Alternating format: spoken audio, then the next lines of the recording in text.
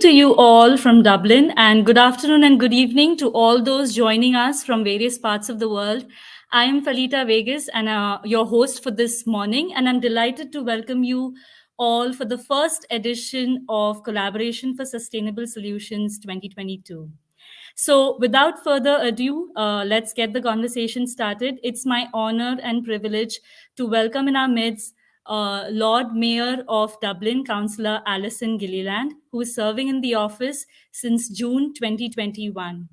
So, let's please welcome the Lord Mayor. The floor is yours. Thank you very much. And Majanwat Dave Golair. Good morning to everyone, and thank you for this lovely invitation to address you, this amazing gathering of young people who, given your ambitions here in your own countries, I would very much view as global ambassadors for a sustainable and more equitable world. I've no doubt that the date of your conference today is not a coincidence. It's Europe Day, and a day when we celebrate peace and unity in Europe. The date marks the anniversary of the historic Schuman Declaration that set out the idea for a new form of political cooperation in Europe, which would make would end war between Europe's nations. Schuman's proposal is considered to be the beginning of what is now the European Union, and one of the most significant comings together of nations to form a unique and committed political, economic and social working alliance. And I recognize that not all of you are from Europe or Europeans, but I do think it's really important that we acknowledge this important date, particularly given the continuing war in Ukraine that's not only devastating a European and world neighbor, but also its people, and threatening democracy itself, which is an underpinning principle of our world. Looking at you all here in Dublin and as Lord Mayor of Dublin, it gives me such joy to meet young people and feel their determination to take action to right the wrongs in our society, to connect and build relationships, and to grapple with really complex issues. And what more complex issue than our current climate crisis and the need to ensure a just transition to a more environmentally friendly and environmentally respectful way of life. It's so very evident that we need to change how we interact with our planet, our most beautiful, diverse, but very finite resource that gives us all our needs. We know that it's imperative that we change our habits of consumption, our transport habits, our energy habits, our waste management habits, to name but a few. Hopefully, as we make these changes, both to adapt to and mitigate climate change, we can also create a more equitable, inclusive society and heal the divides that exist among our communities, but also between our communities worldwide. I'm heartened to see your session on the economics of climate change mitigation. For me, financial disparities and inequalities are one of the biggest threats to our collective global ability to implement climate actions. To support those people with fewer resources, solutions must be as economically fair as they are sustainable. It's crucial that we are inclusive when we problem solve, and that everyone's voice and perspective is considered when seeking solutions, whether that be you or young people starting out in life, or our more senior, perhaps less mobile citizens, and indeed everyone in between. It's not an easy task, but gatherings like yours, contributing the voices of young people to international policy and practice, we are off to a very good start. Your session on smart cities also caught my eye. I believe that technology and the Internet of Things will be a most beneficial partner for us all as we seek solutions to the many challenges we face, whether that be locally, nationally, or at international level. Dublin is very much to the fore in this area, and I've no doubt that your speaker, Tim Willoughby, will discuss this with you. Last year, Dublin came joint second with Malaga in Spain in the European Commission's iCapital Awards, where our local authorities' collaboration with schools and universities, local tech companies, and our local citizens to resolve city challenges when it comes to flooding, air quality, and waste management was highly commended.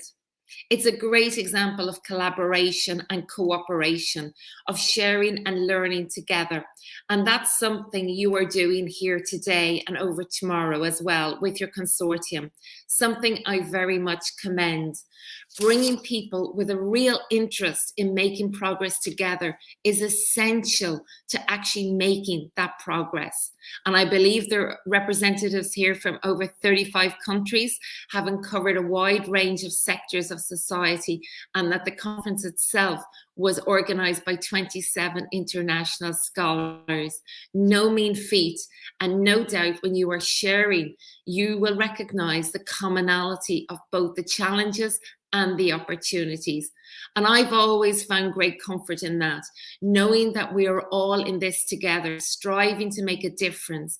And given what you've already achieved, I can see how your discussions over the next 2 days will bring real tangible results. So to conclude, I wish you all the very best with your deliberations and your discussions over these 2 days. I also hope that you have a chance to get out and enjoy the culture and recreation our city has to offer. In this European Year of Youth, you are showing yourselves as excellent ambassadors for young people and for the future of our planet. Thank you all very much. Thank you so much for your remarks, Lord Mayor. We're really grateful for your presence among us, even if just virtually. Your insights about financial inclusion, our individual habits, and building inclusive communities for all is really inspiring to us. And we know that you're a very big supporter of the Erasmus program at every capacity you can. So, really, thank you for that. Very welcome. Thank you.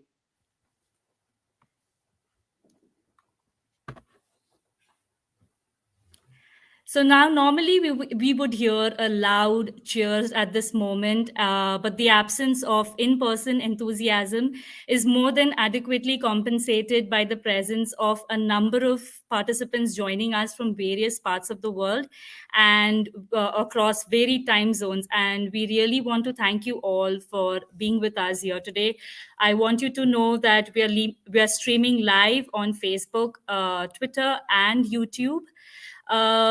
Before we get started with the conference, I want to walk you through the events of this 2-day conference. Today is day one.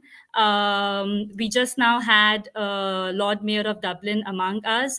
The immediate session after this will be Economics of Climate Change and Mitigation by Lisa Ryan. Then we'll go for a short coffee break. The next session will be held on smart cities by Tim Willoughby. Sorry. The next session will be a panel discussion on sustainability by Ali Javed, Mubinuddin, and Kwang Uli. And then we will conclude the day one of this CSS. Now, to talk a little bit about what CSS is, it's a youth-led initiative organized by 27 people who are part of the Erasmus Joint Master's Degree in Transition, Innovation, and Sustainability Environments, which is funded by the European Commission. We believe that sustainability is at the heart of building the present and future where our planet and everybody can thrive. So, bound together by a passion for learning about resilient and innovation processes to solve complex societal problems, we organized CSS as an attempt to bring together diverse perspectives on sustainability from leaders, change makers, and practitioners in the field.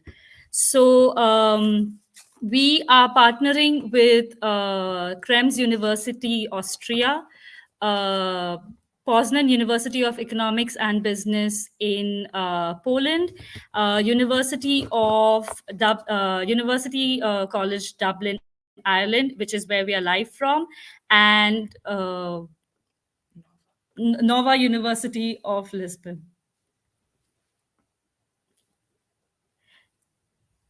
I now want to invite Stephen Go, my colleague, to take over the next sessions. Thank you.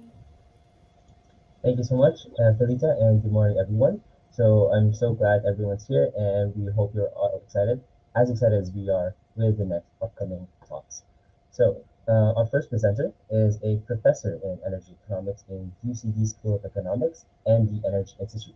Her research is in clean energy technology adaptation, energy markets, and climate change economics and policy. She is also a board member of the Sustainable Energy Authority of Ireland previously. Previously, she was the senior energy economist in the Energy Efficiency Unit at the International Energy Agency in Paris. Let's all give Ms. Lisa Ryan a warm welcome. Thank you.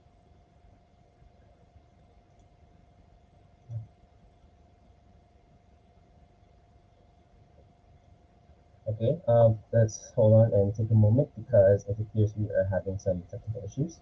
So give it a few minutes and then we'll welcome Ms. Lisa Ryan to the stage. Thank you.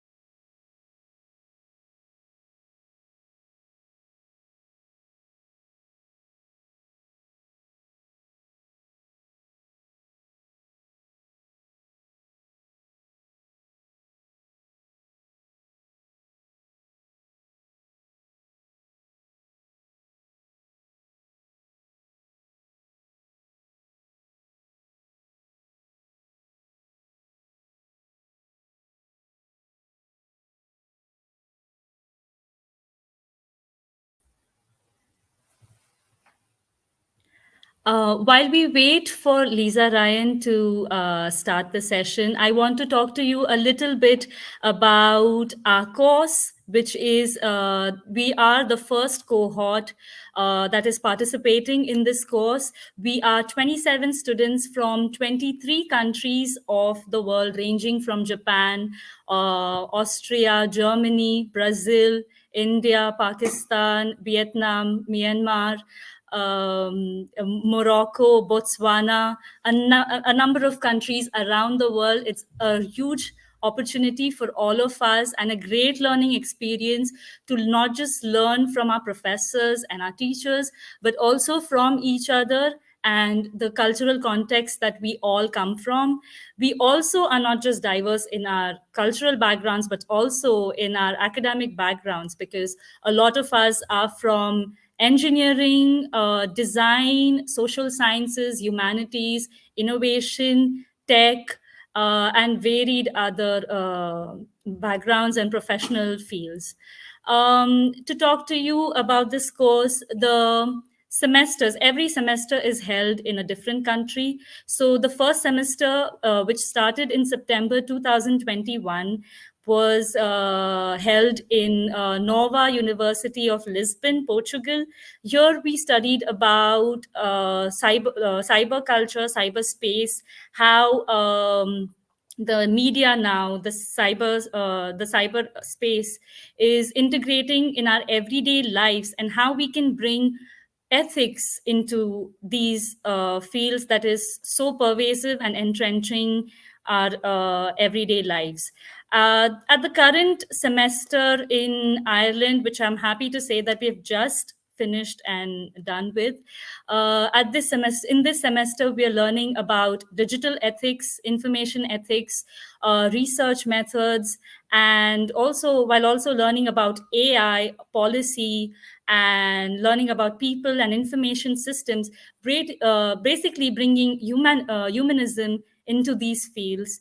And it's very great and insightful to learn in the tech capital of of the world, because Dublin is now attracting and has always attracted a lot of tech companies and tech enthusiasts from all over the world. This city has a lot of digital nomads coming here and wanting to be a part of the lively culture in Ireland. We will next be moving to Poland in September, where we will be learning about economics and business, also learning about programming, globalization, and a lot of fields that are very important and integrate with our current world and financial institutions.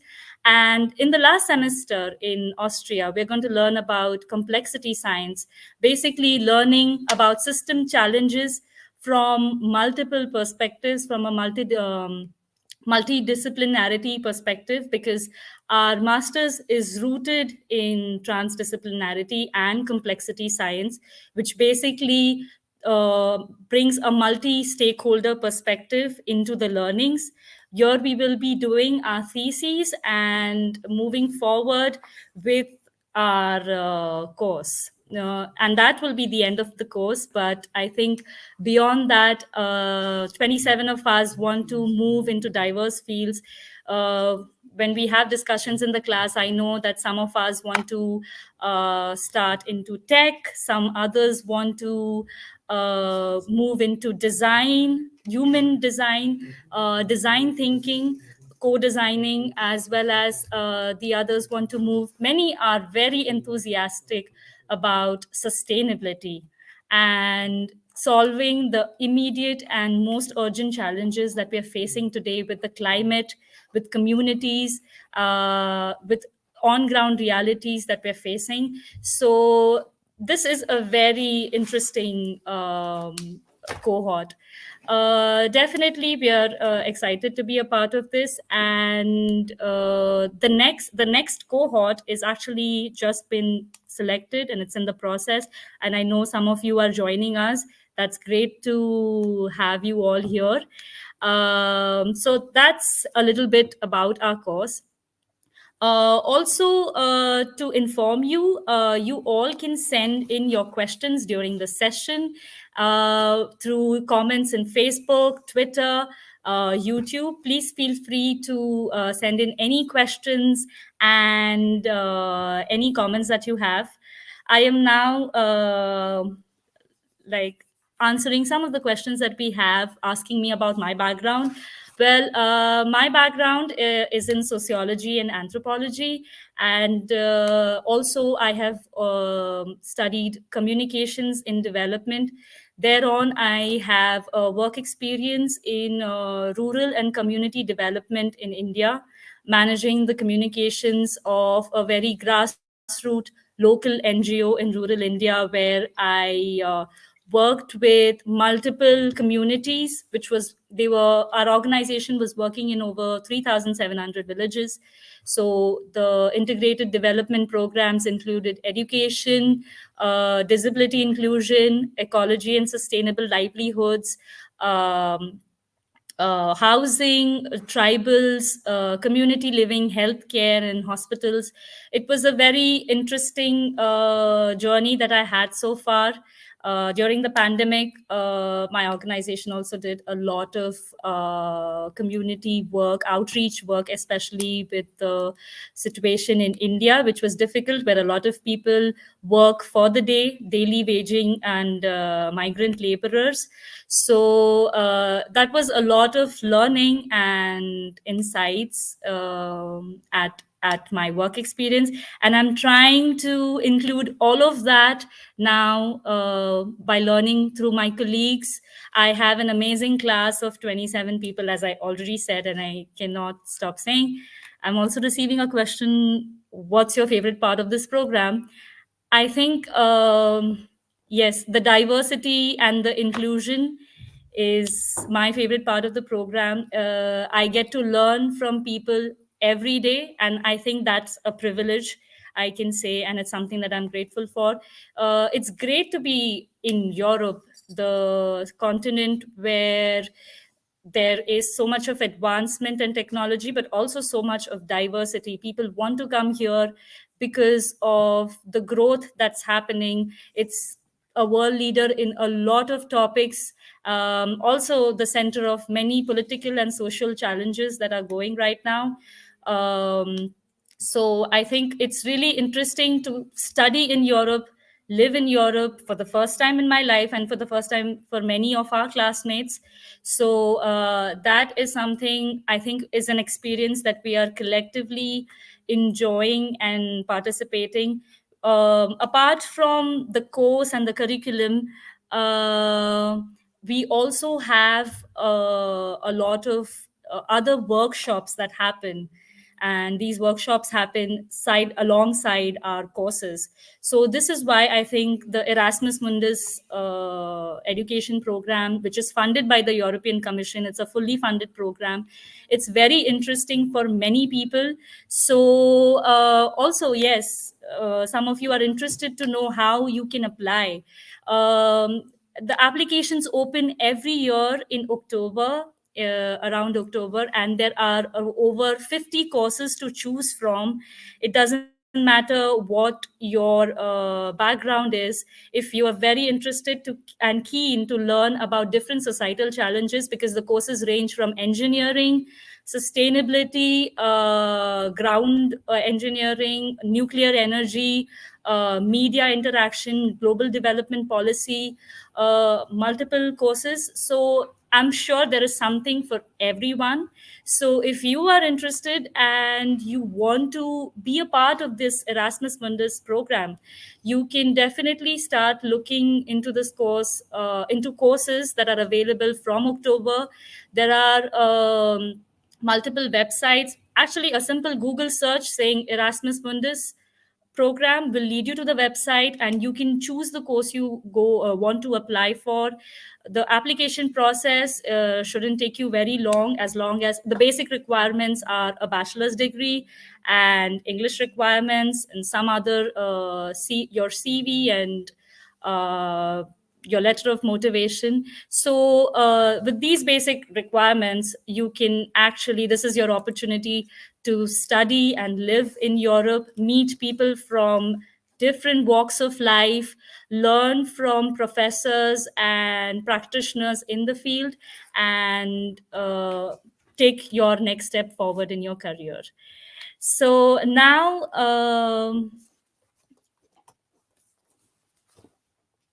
okay, so we're happy to know that Lisa Ryan is here among with us, and we're very happy to invite her and have her insights on economics of climate change and mitigation. Professor Lisa Ryan, the floor is all yours. Hello, and thank you very much, everybody. I'm delighted to be here at this group and speak to you today. Can I share my slides, or how does that work?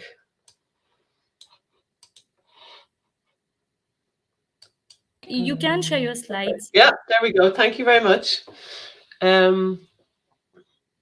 So I was thinking today about, I'm not sure of the background of everybody or how much you already know about climate change and economics. So I've changed a little bit so it's a bit less economicsy and more. So I am an energy economist, and I am a professor in energy economics in the School of Economics in UCD. And we also have an energy institute, which is across campus. Well, I suppose the interdisciplinary institute where researchers who work in energy all work together. So a lot of the researchers in the Energy Institute would be electrical engineers, for example, who I'd collaborate closely with. And I'm an economist, so I'm representing both of those. And what I was thinking I would like to talk to you about is, just because I'm not sure exactly how much your background, some climate change science, just to introduce it, even though I am not the scientist, but it's sort of the introduction, and then get into some kind of policy and climate policy globally, and talk a little bit about that. And all the time thinking of this from an economist perspective, because that's the area that I work in. I should say that although I'm in UCD, I've recently been a board member of Sustainable Energy Authority of Ireland, and I also work sort of in conjunction with or for the government, helping provide technical advice on policy. So I try to, although I'm teaching and researching in UCD, to be still involved in the policy world, because I think it's very important that as academics we are involved and try and provide support for our policymakers in these areas, which are so present right now. So if we're talking about the science of climate change, first of all, what are we talking about climate? When we're talking about climate change, we're really talking about greenhouse gas emissions. And why are greenhouse gas emissions a problem? Now, many of you here, because you've signed up to a conference of sustainability, I imagine you have, you're already very interested in this area and you know a lot of this. But just to make sure we're all on the same page, because I do find sometimes that people get mixed up between different kinds of emissions. And there's a big difference between, say, air pollutant emissions that we might have in cities causing smog, or emissions that are causing the ozone hole, and then greenhouse gas emissions. They all have very different roots, and they also have very different effects and damages that they cause. So when we're talking about greenhouse gas emissions, we're really talking about gases that absorb infrared radiation, and this causes heat to be trapped that normally would not be trapped around the Earth's surface. Miss Lisa, hello. Hello? Hi, sorry. Are you sharing your screen right now? Oh, yes, I am, I thought. It's not yet sharing. Oh, okay. So Let me see. I don't know how to share the screen. Let me see. I am showing slides to myself, at least. Maybe you can get some tech support on how to share the slides. At the moment, I'm in full screen. Wait a second now. Let me see. Sorry. There should be a share button. I think I have it now, actually. Right. Oh, you have no slides. Okay, so it's not like Zoom where if you have something open, it just... It's a bit different, I know. Okay, sorry, 1 second now. I think I can just... I have to upload it, I believe. So there's also a share screen button at the bottom part. Yeah, when I go into share screen, then it... Oh, sorry, share screen button. Yeah. You're right. With two... Okay. Select window or screen.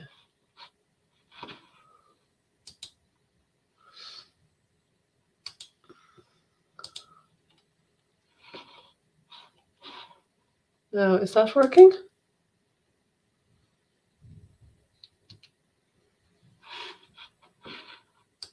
Can you see the screen now? My Perfect, slides? yes, thank you. Okay, so I'll put them back onto full screen. And okay, is that okay now? Yeah? Okay, so so I haven't shown very much. I just showed the overview of the presentation, and now I'm on this slide. So it is moving along, is it? I can't hear anybody. Yes, it's working now. Thank you. Okay, thank you. Okay, so when we're talking about the greenhouse gas effect, which is the root of climate change, what we're talking about really is, we produce the sun, irradiates the Earth's surface, and normally what happens, we have this atmosphere around the Earth's surface, and what happens normally is that some of the the solar radiation is reflected by the Earth and back out into the atmosphere. Some of it is, absorbed. About half the solar radiation is absorbed by the Earth's surface and warms it. And this is a good thing. We need this. Otherwise, the Earth would be too cold for us to live on. And the infrared radiation is emitted from the Earth's surface. But the problem is that once if we emit too many greenhouse gas emissions, these in the atmosphere, then we find that the radiation is absorbed more than it would be otherwise. And this means that these molecules here are, they're re-emitted, but most of it's absorbed by the Earth's surface. And it means that it provides kind of like an insulation around the Earth, and it means that the Earth's temperature starts to rise. And if we look at that from a human point of view, what is our role in this? So there have always been greenhouse gas emissions. Some of these are caused by, volcanoes, just natural, causes. But the problem is that since humans came on the earth, we use, we produce emissions either through internal combustion engines, the burning of fossil fuels in cars, through our livestock, which release methane. Then we have industrial power plants, we have buildings and industry, and all of these activities produce the main greenhouse gas emissions, which are CO2 emissions, methane, CH4, and nitrous oxides, N2O. And these accumulate in the atmosphere, and they provide, they create a certain concentration. And it means that this phenomenon that I showed you in the last slide, when the sun radiates the earth, they're trapped around the earth, and we have global warming. And then from that global warming, we start to have a changing climate. And we see this through droughts, a temperature rise, storms, floods, melting of the ice caps, and sea level rise. So you can see there's a few steps to all of these until we get to climate change. So as an economist, when we're trying to talk about the cost of reducing greenhouse gas emissions, we're talking about the costs over here in terms of how can we reduce the emissions from human activity so that we have fewer of these gases. But the problem is there's a lot of uncertainty, because say we reduce our emissions by half over here, that has to translate then into a reduction in the concentration of these emissions. And often there's a time lag between the two, because we produce emissions today, but then they accumulate in the atmosphere, and they all have different half-lives. In other words, how long they stay in the atmosphere. So for example, CH4 does not last as long in the atmosphere as CO2. Nitrous oxide has a greater greenhouse gas warming. They all have different effects. So we have to understand that. So this is really, a chemical science question. When we produce emissions, how long do they stay in the atmosphere, and how long do they accumulate? And then the next step of uncertainty is, given a certain concentration of these different molecules, how much global warming will we see? And then a fourth step of uncertainty is, if you have, say, 2 degrees warming, how does that translate into damages? How much storm, how much drought, all these different things, how much will we have? So you can see that it's quite difficult, and it requires a lot of different expertise, both from, say, policy and economists and social scientists and psychologists over here to reduce our emissions, and the physical sciences in terms of determining what the concentration will be, the global warming, and then eventually the damage, the damages is really when we're trying to estimate the benefits of reducing our emissions. It's in terms of how can we avoid these damages in the future. These are the benefits that you see from the policy. So there has been quite a lot of modelling going on. So the IPCC is the Intergovernmental Panel on Climate Change, that's convened and produces reports roughly every 5 years. So AOR6 is the latest one. It came out in 2022. And this is one of the main, it only came out about a month ago, actually. And the working group 3 is the group. So there's 3 main reports, one on, the physical science, one on how the Earth's atmosphere and, ecosystem is changing. And the third one is on the policy and mitigation side of things. And this third one came out, the 6th report just came out recently with the latest numbers.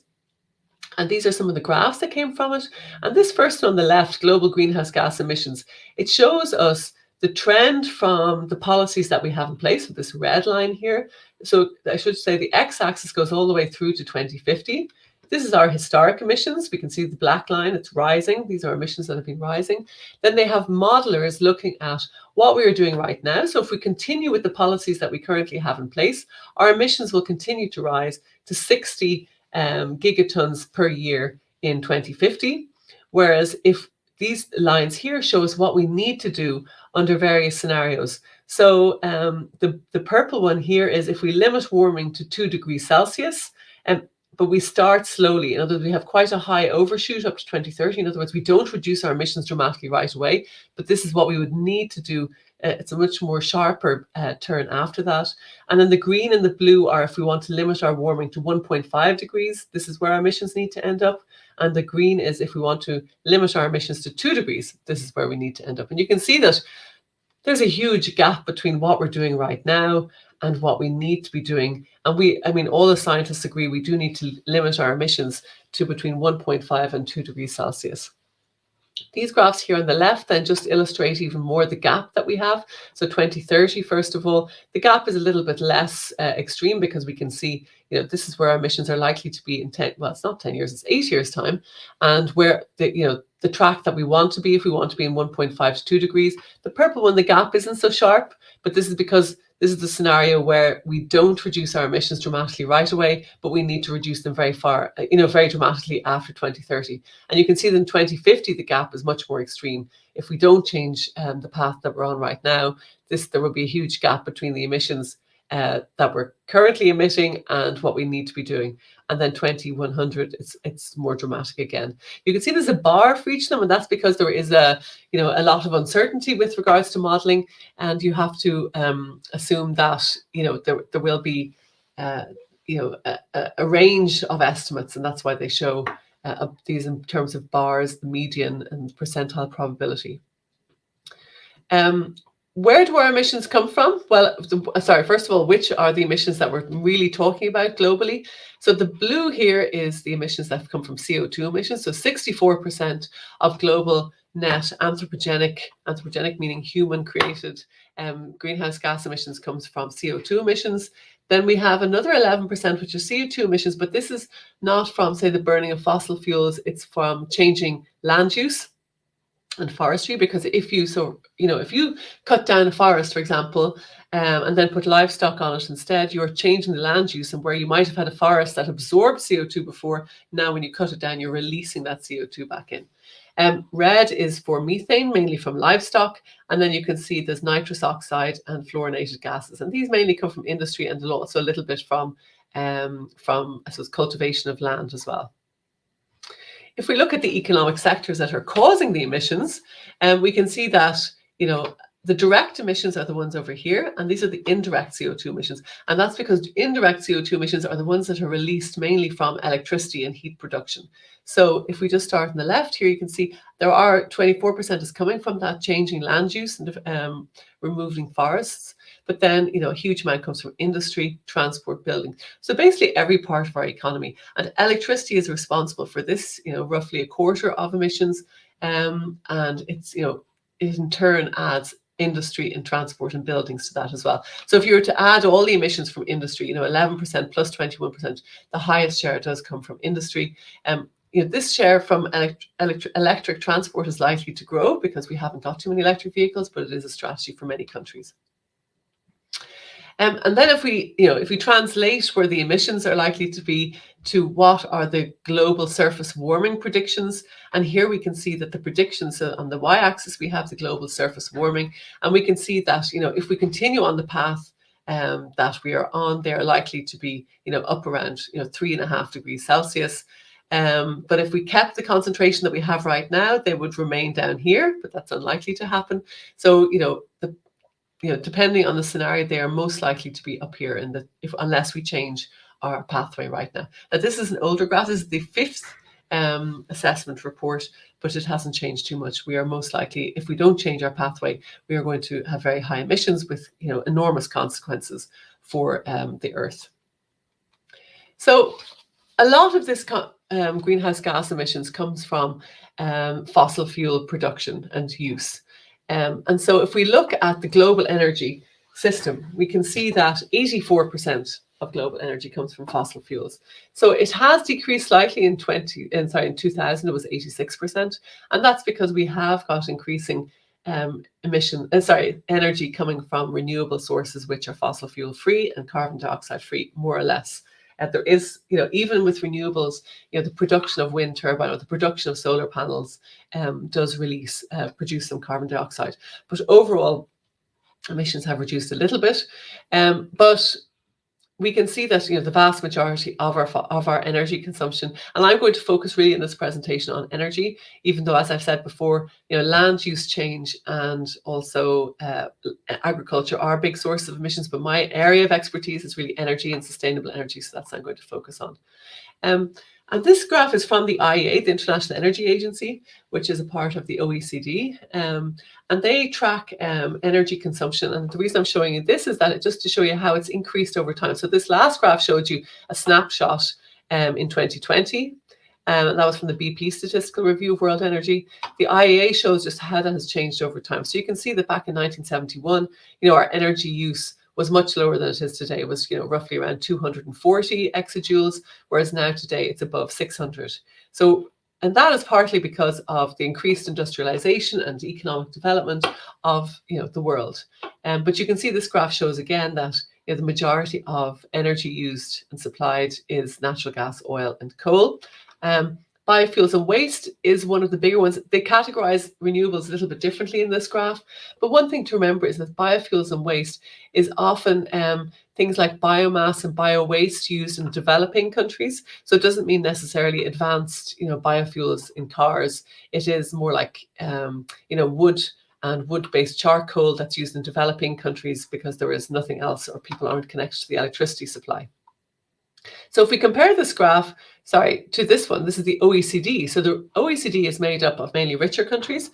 So it is the European Union, USA, Canada, South Korea, Japan, Australia, New Zealand, Chile, Mexico. So the most developed countries are members. Russia are the members of the OECD. And if you look at energy supply for the OECD countries, it has very much plateaued, and that is a result of increasing, concern about energy use and greenhouse gas emissions, and so energy efficiency policies that have been put in place. Now you can see from this graph that, okay, some of it is a result of policies, but we can see that big dips happen when there's financial recession. So around 2008, 2009, there was a dip in energy consumption globally, or in OECD countries certainly, and that is because of a financial recession. We had the financial crash, and we see the same thing happening again. The biggest dip that we've had in years happened during COVID times, when you can see that global energy also dipped in 2020. This graph is quite different, though, compared to non-OECD countries, in other words, more developing countries. And here we see that, in fact, there has not been a plateau. So the growth in primary energy supply globally is coming from non-OECD countries. And this is because it makes sense. These are countries that have maybe historically not been very developed, not been industrialized, but now are becoming industrialized and are growing. And so there has been a huge growth, and this is forecast to continue to grow over the next 20 years. And so the challenge is, how can we ensure that more of this growth comes in renewables rather than going the same path as the developed countries already did, where we had most of the development and energy use coming from fossil fuels. And you can see in this graph that a lot of those biofuels and waste that I said before are in the developing world, but there's still an awful lot of oil, natural gas, and coal. Okay. One last thing on this area, when we're talking about just energy consumption, is that it is consumed and produced differently in different regions. So this graph just shows us, also from the BP Statistical Review of World Energy. So by region, so North America, South America, you can see the sources of fuel that they use. And it does differ depending on the region. And that's because different regions have different natural endowments or different resources available to them. So if you look at the Middle East, for example, the vast majority of their energy consumption is coming from natural gas and oil, and that's because they produce it in immense quantities. Whereas if we look at Asia Pacific, a lot more coal is being used because there is more coal available there. If we look at Europe, it's one of the few areas that is a bit less reliant on oil and gas, and we have more nuclear, hydro, and renewable energy. So the relevance of this, I suppose, is that when you're talking about, say, reducing greenhouse gas emissions and policies to do that, you have to take into consideration that different regions have different, resources, and and the thing is that countries have developed their whole infrastructure around this, so it's very difficult to change it overnight. If a country has had a coal industry or an oil industry, they have developed all the infrastructure around it. For example, they've put in maybe a natural gas grid to supply natural gas, and it's very difficult to switch to something else overnight. So you have to take that into consideration. I thought I'd just show you this graph, although it's a little bit old. It's from the International Energy Agency again, and their World Energy Outlook, which they produce every year. And it just shows both the historic installation of net capacity and their forecast from their modelling. And it just shows that although we do have an awful lot of gas and coal in the world, the recent developments in terms of how much investment is going into renewables, it shows that there's more investment going into renewables now than there is in the older technologies, and they forecast that to increase even more. And that's partly because a lot of financial investment, countries are worrying, or even the big investment groups, say in insurance, they're worried about investing in fossil fuels, partly because they're afraid that it makes them look bad in terms of reputational risk. But I think they're also worried just from a risk in terms of their investment, that they'll be left with these stranded assets. In other words, if they invest in fossil fuel and then in the future, it has no value, their investment will also reduce. So this is something that, we're seeing increased investment in renewables. In terms of the future trends, the wind energy supply, I just pulled this out from the modelling in the International Energy Agency. They model the different policies associated with, say, the climate change negotiations, and we see that they model that wind energy supply is going to continue to grow up to 2030, and really at quite an accelerated rate. In the net zero scenario, which is unlikely in 2030, it would be highest, of course, but then they also find that the announced pledges, so these are the pledges that countries have already made, so they're more likely to happen. There is quite a growth in wind energy. So this is good news for investors. They would look at this and see, okay, countries have really planned that they are going to invest in wind energy, and so they're going to develop policies around it, so they're going to keep developing it.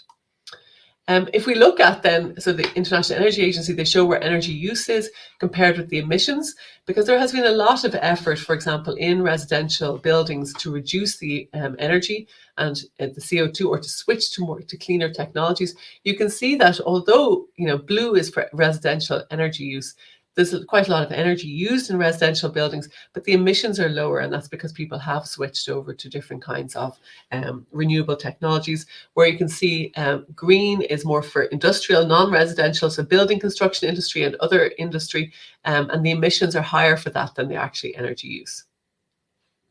Then just finally in this section of the presentation, I just wanted to show you the emissions gap. So this is coming back to where I started from, where they're modeling. This is the UNEP emissions gap report. So this is the UN Environment Programme. So they produce an emissions gap report every year in advance of the climate change negotiations, showing, are we improving? How far away are we from the targets we need to have? And basically to push governments into negotiating for harder targets and to make better pledges. And we can see that here, on this graph here, it's up to 2030 again. Business as usual emissions levels, this is the span that they're predicting, and then these are the emissions levels consistent with the pledges that have been made. And there is a gap here, and after this is just the same in a bit more detail, but this is where we need to be, this is what's being pledged, and this is what looks like we're actually doing. So you can see there's a huge gap still there. Okay, so I should just say that if we're looking at fossil fuel energy, it's not just greenhouse gas emissions. We have other kinds of air pollution, particularly local air quality. And if you consider, if you burn fossil fuels, especially in transport, this is often in urban areas, you will find that there are, significant air quality issues. But also coal-fired power plants, they will produce a lot of particulates and other kinds of air quality, emissions that will impact human health. Then you also often have water pollution associated with the burning of fossil fuels, and that's partly because when if you're drilling, you're getting into the groundwater table, and we saw this quite a lot with fracking in the United States, where the way it works is you drill down and you pump liquids down at very high pressure to release the gas from the rock. And what happened is that the liquids that were pumped down often went into the groundwater and polluted the water. Then you have thermal pollution as well, where we're releasing, when you have a power plant, there will be excess heat, and that was being released in many cases out into the surface water nearby, which has a very bad impact on the local fish life. And then you have land pollution, where you see that, the land pollution where, waste is released out into the land, where it's mined. And then you have solid waste disposal, where we see, that again, the waste, if it's particularly say nuclear reactors, one of the main challenges with nuclear reactors is that you have radioactive waste afterwards, and you have to dispose of that somehow without, causing increased radiation. Now, all of these, as an economist, I would call these are called externalities. And what an externality is, it's when you cause damage to society or to a third party that they have done nothing to deserve, so to speak. So, in a classic example of an externality would be as a smoker. If I smoke, it's up to me, okay, if I cause damage to my own health. But if I'm causing damage to others through their passive smoking, that's an externality for those people. It causes them an external cost. And just like that, if we're burning fossil fuels for energy, as a society, maybe we're benefiting from the energy, but we're also causing damage, and it may be causing, damage particularly to those who are most at risk if they have a vulnerable, health problem, and so we're causing an external cost to society. And so, really, as an economist, if you're causing costs to society through all of these pollution activities, greenhouse gas emissions, they need to be priced into the price of the fossil fuel energy. And this is the problem that often when we have when we buy, fuel, we don't include that the cost isn't included in it, because what we're often paying is just the cost of the production, or maybe a tax that the government has put on. But unless a government steps in and says you have to also, pay for that externality that you're causing to society, it doesn't get paid for. So we're basically underpaying for the damage that's been caused. And we should say that there's externalities not just with fossil fuels. Nuclear, as I say, has its own externalities, and this is the radioactive waste, but also maybe the security issue that, if it goes wrong, it can go very, very wrong.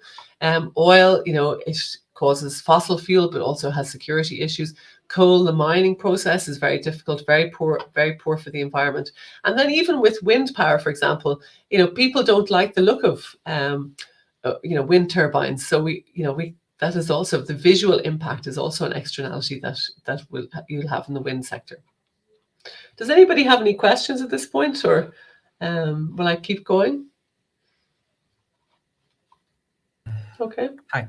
So we're gonna have the Q&A session at the end of the presentations, so you can keep Okay. No, I know. I just thought I'd pause as I go to give people a chance as they go, but that's fine. We can do the Q&A at the end.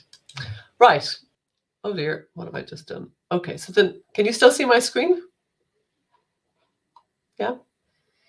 Okay, so climate policy. When you have these kinds of excess greenhouse gas emissions,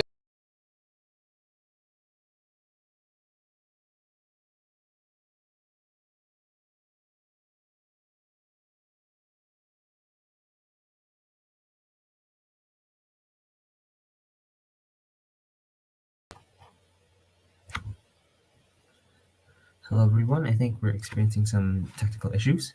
Miss Lisa, I believe, went offline, so give us a moment to fix it, and we'll be right back. So I see a couple of questions already. Thank you for posting questions, and you can keep asking questions in the chat, and we're going to answer that at the end of the presentation when Miss Lisa.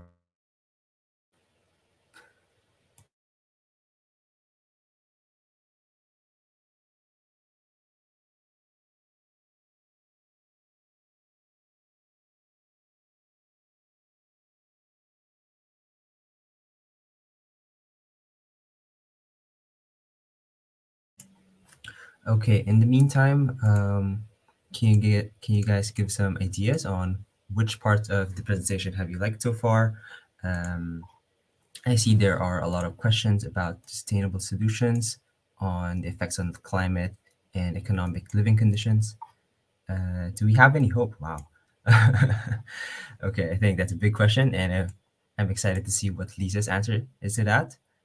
Do you think soil-based carbon sequestration is sustainable? Oh, see, okay. So soil-based carbon sequestration, that's a very interesting technical term. I hope that she gets back soon so she can answer that. What would be the strategy to cope with both problems? So I assume this is about renewable energy and the cost of it. Do you think they are dependent on one another in order to thrive? Okay. I see. So it's about developing countries and the cost of sustainable development. Do you believe that trends such as reforestation and renewable energy will help to stop climate change? I sure hope so. Will actions we take today be enough to forestall the direct impacts of climate change? Or is it too little too late? So for me, at least in my opinion, I think that if we think that too little is too late, we're not going to be able to change anything. So the best we can do is hope for the best and see what happens.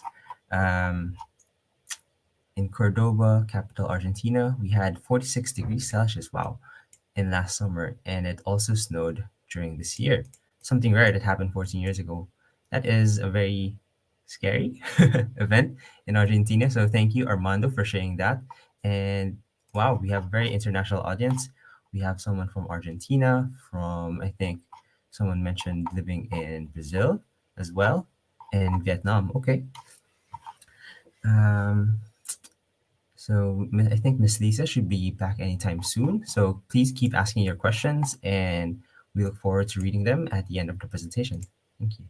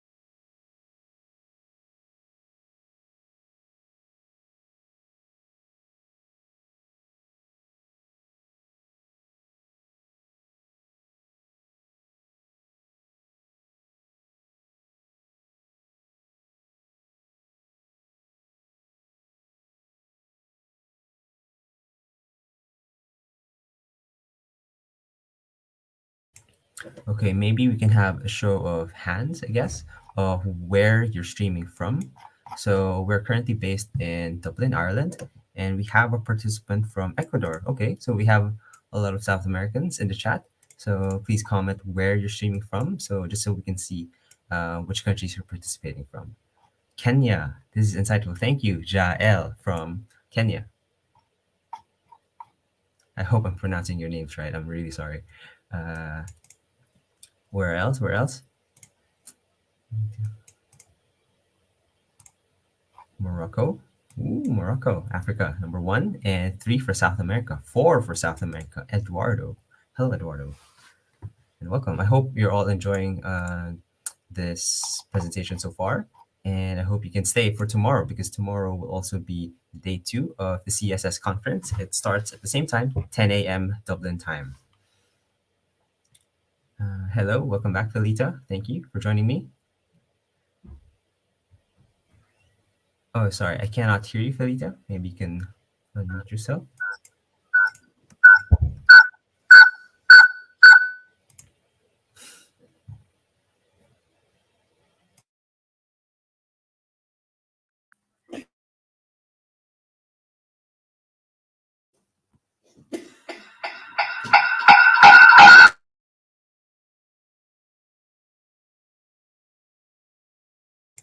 Okay, back to our head count. We have one from Pakistan, one from Colombia, from Portugal, and a citizen from Botswana. Okay, okay. So that's 4 continents so far. Can we have more? You have someone from Australia, um, in North America.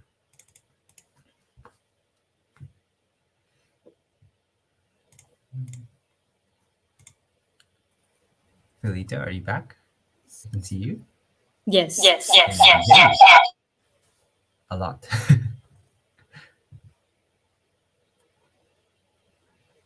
No, the mic is not working again.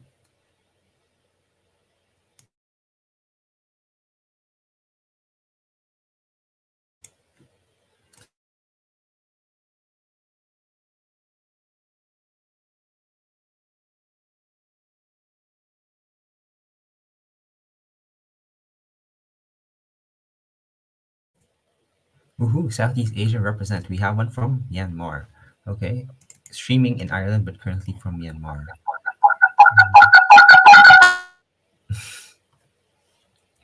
So again, we apologize for any technical difficulties we're having.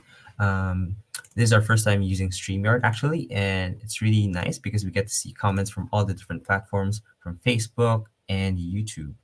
We have someone from Venezuela and currently living in Argentina. Oh, okay. Hello, Armando. And then I don't know what country Yay is, but thank you, Lon, for sharing. Um,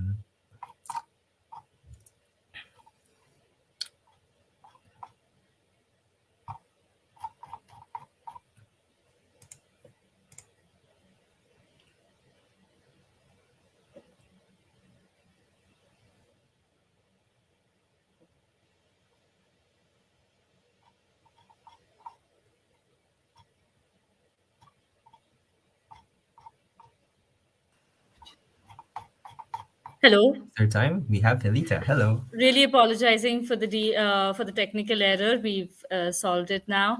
I was also wondering, Stephen, since you're like we are right now amidst the session of economics of climate change mitigation, and I know that you are a climate change enthusiast, and we've multiple like in various occasions we've talked about how you want to get into the field of energy and climate. So, why don't you talk a little bit about your experience in the past and how you wish to take your career forward with TIES?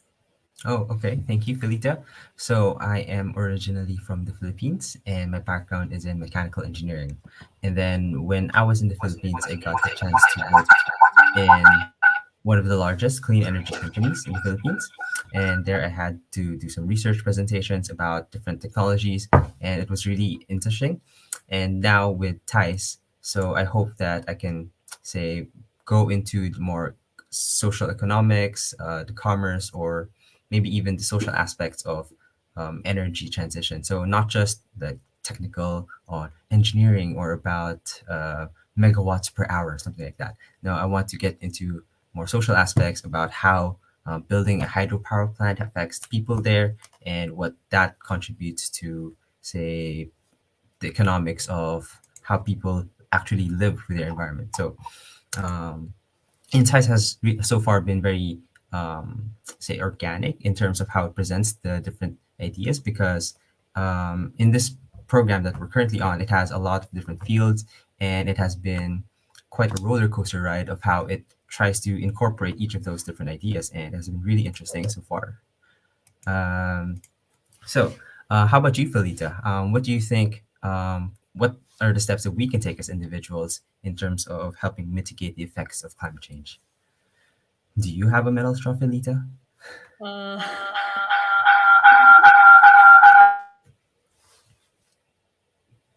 I'll take that as a no. Okay, so we have from Indonesia, Italy, and Kazakhstan. Okay, keep sharing, guys. Where are you guys from? Felita, we hope you can hear you soon because you are gone again, and I'm left alone. Uh, Okay, so we hope Lisa gets back soon.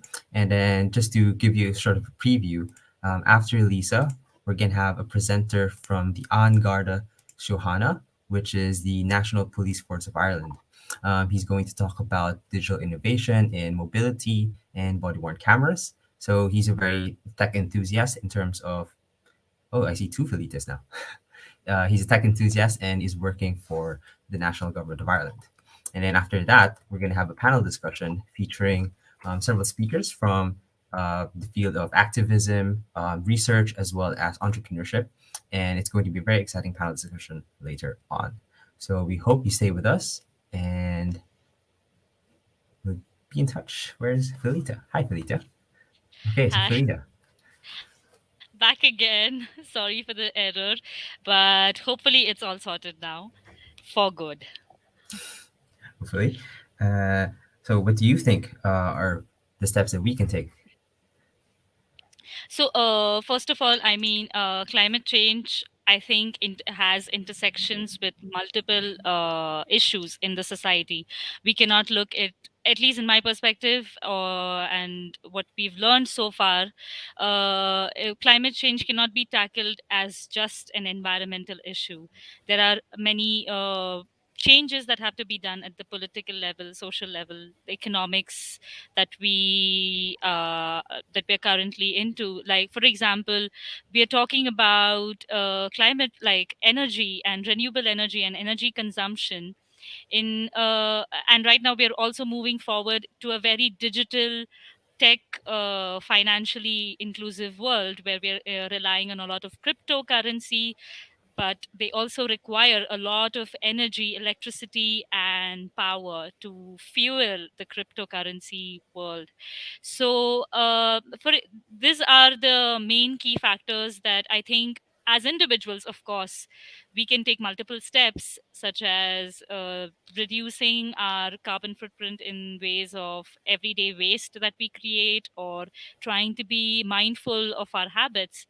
But it also intersects with societal level policies and changes that can happen only if everybody works together, the institutions work together along with people. So that's my take on climate change mitigation and climate justice, actually.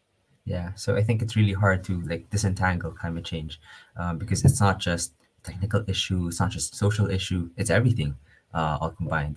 And I think Armando raised a really good point here when he said that, um, what we discuss and say about climate change is not enough if these aren't translated into efficient policies that force societies and governments to change. Uh, so that's something that hopefully we get tackled upon because we have a climate activist later on. So, just to, again, to give you a sneak peek, the climate activist is working or has worked as, in the climate reality leadership. It's sort of a group headed by former VP Al Gore, and he's also a member of Fridays for Future Pakistan. So maybe he can share more about his insights as a climate activist and how he or what has he done to contribute to forcing societies and governments to change. And so, Felita, how are you this morning? You are muted again. Sorry, pretty good, yes. We've had a very interesting session and a lot of questions actually from people about the climate change issues. I wonder if we can actually move forward and maybe take these questions in and send it to Lisa Ray and like find the answers from her, since I don't think we're having really issues with connecting back into the session. So maybe we'll just take all these questions in and forward them to Lisa Ray. Yes, so please, if you guys have any more questions, send them in right now, and then we'll send them to Lisa, and hopefully we can share them as soon as possible. Okay, so if you guys have any questions about our program, about the sorry, transition, innovation, and sustainability environments, do you guys have any questions about this program so far? I think we have one from Camelia. Felita, do you want to answer this one? I think since I spoke a while ago, I think right now, from your perspective, it would be really good because for me, the insights that I've got from the international program is that there are there is clearly a division of global south, global north, but at the same time, uh, all the countries are in a way working together to solve challenges that are at multiple level, at the community level, at the societal level, at the political level. So when you are in a place like this, and when you are in such an internationally diverse environment, you get to know perspectives from very different countries and very different cultures. So these are the insights you don't get when you read a book sometimes, or even when you are trying to study in a course. These are the insights that are on ground and happen in interactions. So that's been my insight about the program. What about you, Stephen? Okay, so just to share more about this program, so it's going to be held in 4 different countries and 4 different universities, where each of those semesters will have a different sort of focus. And for me, my biggest insight, I guess, is how everything is sort of connected, where the people you meet are influenced by their background, they're influenced by the way they think. And so far, being introduced to a lot of different people from different countries and different backgrounds has really been insightful for me because I got to meet people who are from Botswana or from Morocco, and I would never have met if I wasn't in this program. So that has been for me very enlightening and very exciting. And I guess we can move on to taking some more questions. Um, where are we? Okay, so we have some questions related to the presentation. Very good. Please keep sending them in. What's your favorite course from the program? Asking for a friend. Okay. For me so far, one of the courses that I really liked was called Digital Methods. So what it was it was a little bit of programming, but it was very socially aware. So because what you had to do was use data from publicly generated websites, publicly generated data, and then try to analyze what that data would mean. So it's not just doing data analysis um, from data that people generate as a side product, but it's what they post online. So, for example, on Instagram, people post pictures, and then those pictures have different meanings for different people. And then you can use data to try and analyze what that means. And that, for me, has been what Digital Methods was all about. How about you, Felita? In our 2 semesters, what have you liked? I would have really liked to talk to you more, but I'm happy to inform that Lisa Ray is back with us. So we'll just quickly move to her, take questions from the people, and have Lisa Ray talk now. Thank you so much. Okay, so everyone, let's welcome back Lisa, Ryan. Thank you.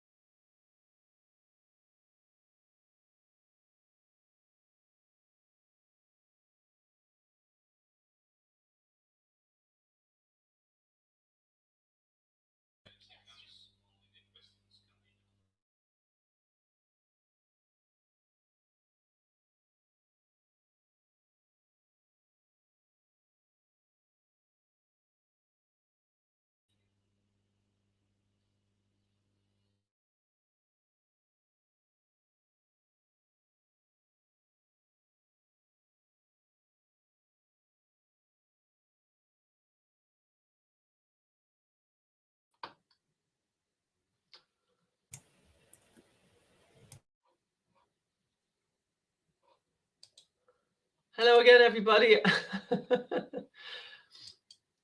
So it seems I've given a presentation to myself.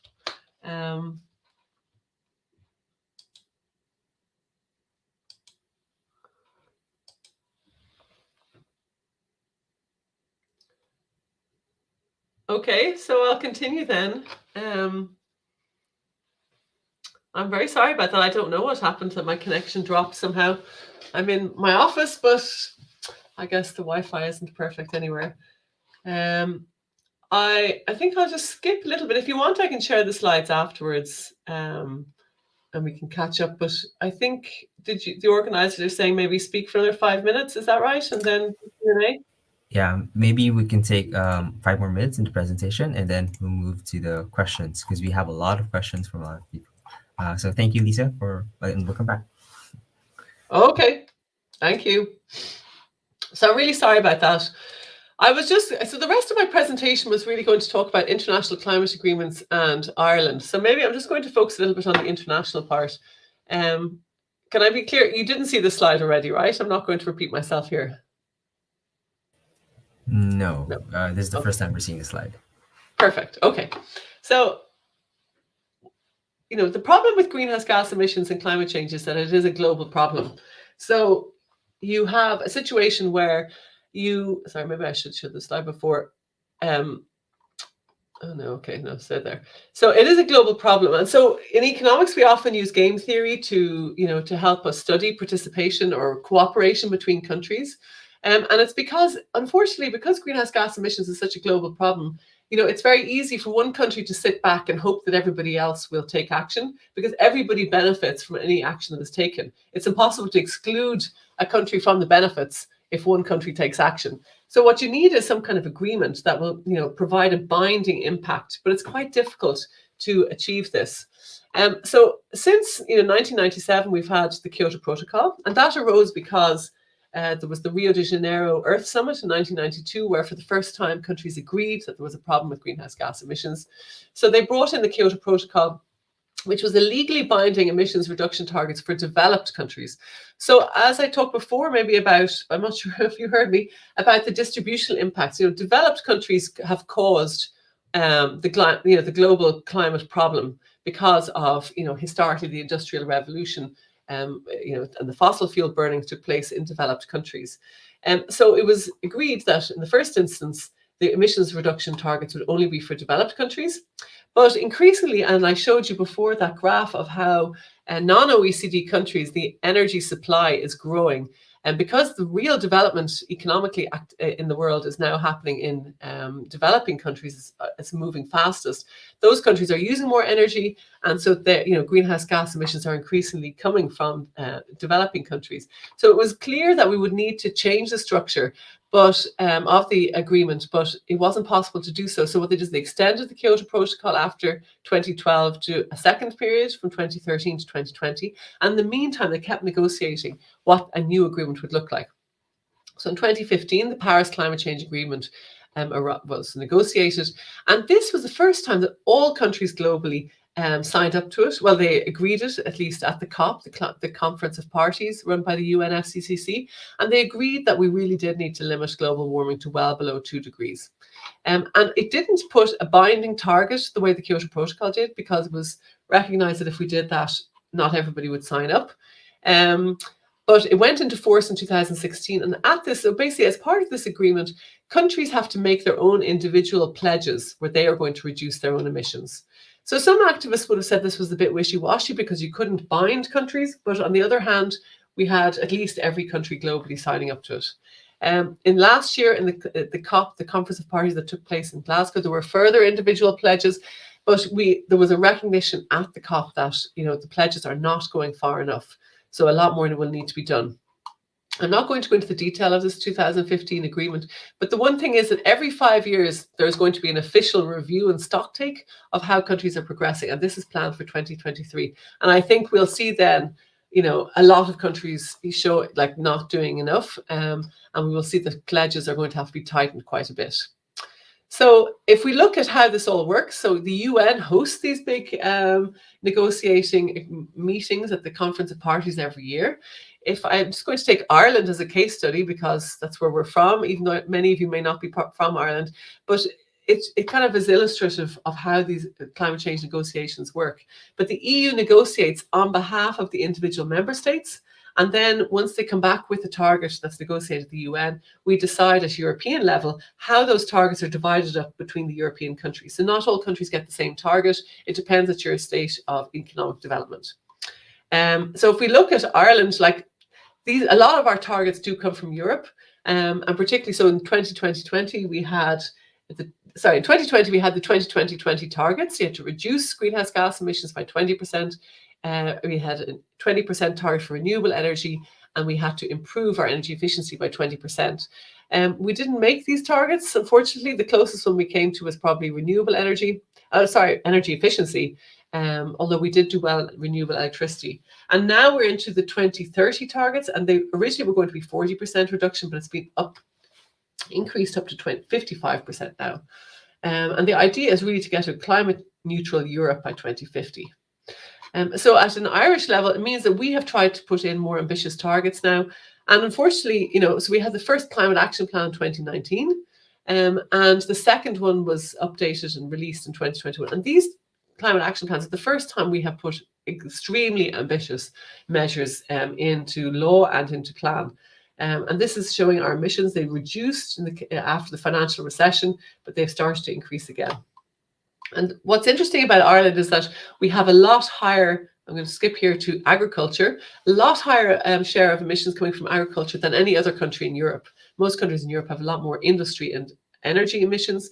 Ours are from agriculture, and then we also have very high transport. That's in 2005, and it really hasn't changed that much in 2019. And that's because in Ireland, a lot of people live in houses, very dispersed population, so we drive more than other countries. But the overall plan is basically to electrify heat and transport, right? Put heat pumps in houses and switch to electric vehicles, and then to have a very high share of renewable electricity. And so these are the new targets that are shown. So I think I'm kind of out of time here for my 5-minute presentation, but it's just to show you that the idea is to get to 2030, by 2030, to reduce our emissions to 31 megatons of CO2 emissions. And that is an enormous reduction compared to where we were in 2018. It's a 51% reduction. And that's the latest climate action plan. And I can tell you that, I've been involved in a few workings with the department and trying to develop policy. Every single one of the targets is very difficult to implement.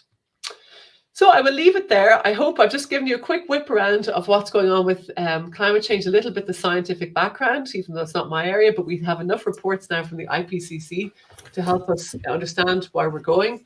We need, a lot of this is externalities, and so we need to have policy at a government level to intervene to reduce our greenhouse gas emissions. And this also needs to include societal welfare. So you carry out a cost-benefit analysis to make sure that these externalities that I've been talking about associated with energy use are included in the price we pay for anything.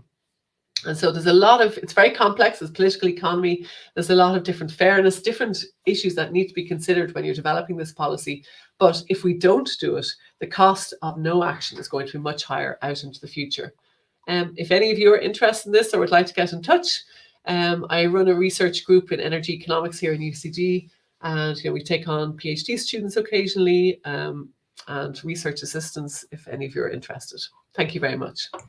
Thank you so much, Lisa. Thank you for that wonderful, brief but comprehensive view of climate change, economics, as well as the science of it. So I think you raised a really scary point about emissions, because even if we stop emissions as soon as 2030, the emissions that have been emitted will still be there. So it's going to be very difficult to get to a net zero world. So we have a question here from Camelia. Given that renewable sources provide only a small percentage of our energy and that nuclear power is so expensive, what can we realistically do to get off fossil fuels as soon as possible? Well, that's the $1 million question, isn't it? So I suppose, we are counting on renewables and nuclear power. So, the thing about renewables is that it's only a small percentage right now, but we do see, in fact, in countries that have had historically very poor access to electricity and very poor grids in, say, sub-Saharan Africa or other developing countries, that they are skipping a step and going straight to solar, because many of these countries have, very high resource in terms of solar irradiation. So I do believe, and it's happening at kind of a micro level where individual households have their own solar panels rather than, investment in the big scale. So I am quite hopeful in terms of renewables, and I think it can actually help me, just the way smartphones mobile phones enabled poorer countries to skip the whole infrastructure. I think nuclear it's becoming more popular again. Countries like Ireland are too small for it, but you see countries that were thinking about phasing out their nuclear reactors are starting now to consider keeping them in, because although renewables are excellent and they're very low cost in terms of operating costs, the problem is that they are often variable, and we don't have very good storage facilities yet for electricity.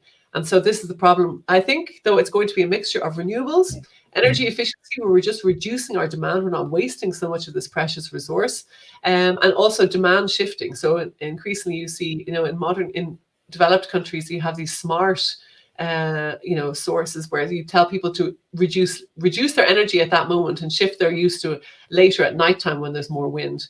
And then there's also going to be carbon capture and storage. So the fossil fuel companies would really like to see a lot of this. So far, it hasn't really been proven, but this is where you would keep some gas plants, for example, and you would capture the CO2 emissions and store them underground. But as I say, we're still a long way off from doing that too. There'll be a mixture of things. Right. So let's hope that developing countries are able to sort of leapfrog fossil fuels so they don't have to develop it anymore. We have another question. This is from Peter. How can the climate injustice be dealt? So I think he's talking about how the least emitters are worst hit, and the developed countries who cause this issue are also the most equipped to handle it. Yeah, it is amazing. Like if you look at any of the mapping of the impacts of global warming, it's true that many of the places that are hit worst are the poorest countries who are not producing that many emissions. I think, and this is something that is coming up again and again now in the Conference of Parties negotiations, that the poor countries are actually asking for compensation. Developed countries are not willing to do that so far. So I think, but there is. The climate finance is increasing. There's developed countries are required to put in 100 billion per year, or I think it's 100 billion in total for the first round, which will pay for adaptation. So while a lot of the climate negotiations are focused on mitigation in terms of reducing emissions, developing countries in particular are also saying we have to focus more on adaptation. In other words, how are we going to help countries that are already being the focus of global warming? So I think the way it's going to be addressed is really about a transfer of funds. And there's no doubt that at the climate change negotiations, this is becoming a bigger issue than the signing up of pledges. And so developing countries are increasingly saying we're not going to sign up to anything unless we sort out the climate finance, because the developed countries have not kept their promises. So I do think this is something that's going to be worked on. Right. And I think that was actually talked about in the recent COP26 about how the developed countries were supposed to help the developing countries finance the transition, but they were unable to meet their targets. So we'll just take a few more questions. Mark is asking, is a world possible which has economic growth but is sustainable? So is it possible to decouple economic growth and sustainability? Yeah, I think it is within reason. I mean, I definitely think that it depends what kind of what you're looking at. But I do think there's been a lot of waste in the past in terms of the way we use energy. And you can see that certainly if you look at that OECD curve, economic development is still happening, and yet energy use has definitely slowed down. So there is definitely a decoupling, and it's through really conscientious implementation of energy efficiency policy. But you can see that buildings, you have to pay more upfront, but it's only about 5% more or 10% more to get like an A-rated building. So any new building, and this is particularly in developing countries where they're building a lot more than we are. In developed countries, the problem is our buildings are there, so we have to go back and retrofit them. In newer sort of countries that are developing more quickly, they're still building. They have to be built maybe in a way that uses less energy. And so I do think, there is a decoupling. Whether you can get it decoupled completely is very difficult, but certainly there is a lot of decoupling happening. Okay, and then just to a different kind of question, is there any internship opportunity in the UCD Energy Institute, especially in cost-benefit analysis? I think so. I mean, there's only a few of us here doing economics, but I would suggest you send me an email afterwards. The only problem is that in the summer, most of us are working remotely. So I'm not sure how great it would be as an experience if you wanted to actually have an internship in an office meeting everybody. Right.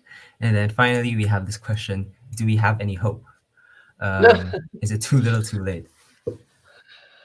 Oh, I don't know. I do veer from, like depression and pessimism to optimism. I don't know. I think like it's going to be clear in the next few years, very, very soon, I think, whether we are completely off track. Like, as I say, the last couple of COPs was the first time that you had all countries agreeing that they had to do something. Now we're starting to see whether they're actually doing anything at all. So I am still hopeful, but it is quite drastic what we need to do. So it really requires an awful lot of energy and effort by everybody on the planet, as well as especially the big businesses, that I think we need to put a lot more pressure on to do something. But I do see, like, you have RE100, like the top global companies that have all signed up to being 100% renewables. Like, there are some things like that, and I also see a lot of hope with the way investment is changing. These big institutional investors, they're all moving away from fossil fuel industry. So those things, it's like a very, very big ship that takes a long time to kind of change its course. But I do feel like it is changing its course. I just don't know if it'll be quick enough. Is the question. There's a lot of inertia. It's sort of changing. That's right. We have a lot of long-term inertia, infrastructure. It's difficult to change it overnight. Yeah. So thank you so much. Thank you so much for sharing your time, your expertise, and I'm sure we all are very excited to hear more. So we will have a humble gift sent to you as a signature of our gratitude. So thank Thank you you so very much, much. Miss And Lisa. I apologize for the break that happened. I don't know. No, please, that's okay. Thank you so much. Okay, thank you all. Have a good conference. So we're glad to have Miss Lisa back, and we are also glad to have everyone here sharing the questions. So if you have any more questions, you can again share them as well, so we can read upon them. Now we are going to have a short coffee break for 15 minutes. So today, or right now, is 11:30 Dublin time, and we are going to be back in 15 minutes. So please stay right there.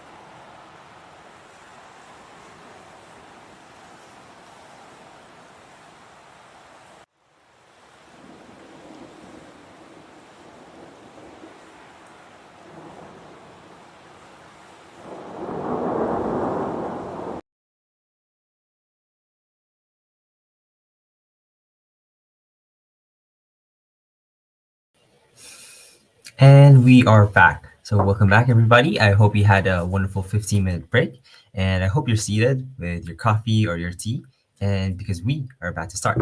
So our next presenter is the head of digital services and innovation in Angarda Johanna, and is responsible for innovation and new technology and new future and directions in technology, including the mobility program and body-worn cameras.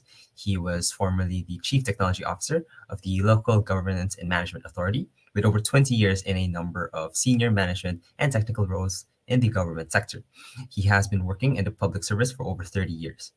He has a civil engineering degree from Trinity College Dublin and a master's in innovation from the University of Ulster, and is a fellow of the Irish Computer Society. So everybody, please welcome Mr. Tim Willoughby. Thank you very much. So hopefully you can see my slides, and I'm ready to go if you can. Yeah, perfect. Can you see those? I'm getting a weird view. Hi, yes, we can see the window as well. Maybe you can minimize it. All right. I'm sharing my main screen. Of course, yeah, here. Maybe if you can click on the slide as well. Yeah. Perfect. Okay, that's brilliant. Thank you very much, and thanks for the introduction. So yeah, name is Tim Willoughby, head of information, innovation and digital service in Angarda Síochána, and I suppose I'm just over 5 years in the organisation. So based on the introduction you gave, I graduated as a civil engineer. I taught for a while. I then became a civil engineer in local authority or local government land, building and designing motorways. I got used more and more IT as my role as a civil engineer, and I became an IT manager. I joined the LGMA as one of the directors there. I left the LGMA to try out the public sector or the private sector, and I became the CEO of a startup, which unfortunately didn't work out. So I ended up going back in as the chief technical officer, and I'm now in the Guards as a head of innovation. So that gives a background to me. The way I look at any challenge, whether it's sustainability or Garda mobility or anything, is to look at the problem that we're trying to solve, or the way I phrase it is love the problem, not the solution. And particularly in IT and in the world of IT, there's an awful lot of people throwing solutions at us. And I think if you keep looking at solutions, you end up not actually looking what the problem you're trying to solve. So, and there's many, many cases of people trying to solve problems, and they end up with the same problem over and over again because they just keep throwing solutions at it. So everything we're doing in Angarda Síochána is looking at the problem space, and then we'll go into the solution space. And I'll give you it's how we approach that from the innovation side. And again, the challenge is it's no different than if you've 20 something engineers in the same room, or 20 people who have the same background, or 20 guards. The challenge is that if they all work together and think together and we're trained together, it's very difficult for them to think differently, because it's groupthink, and people like having those groups in teams together. So the challenge is how do you change their thinking and end up with different results? So that's something that I'll go through as well. This is a quote that I spotted when we were starting the project out back in 2017 for basically trying to bring more technology into the hands of the frontline guard. And men wanted hazardous journey, small wages, bitter cold, long months of complete darkness, constant danger, and safe return is doubtful. However, if it works, everyone will think you're great.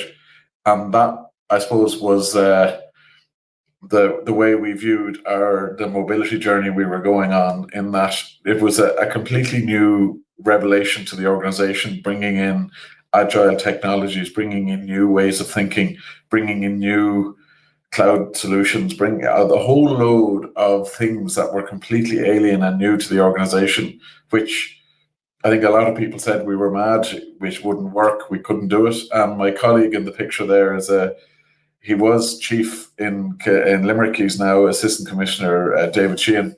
But he and I worked closely together to get this project over the line. And again, it was all about teamwork, collaboration, getting things done, and looking for sustainable ways into the future to make sure that this is embedded rather than just an imposed solution for a couple of weeks.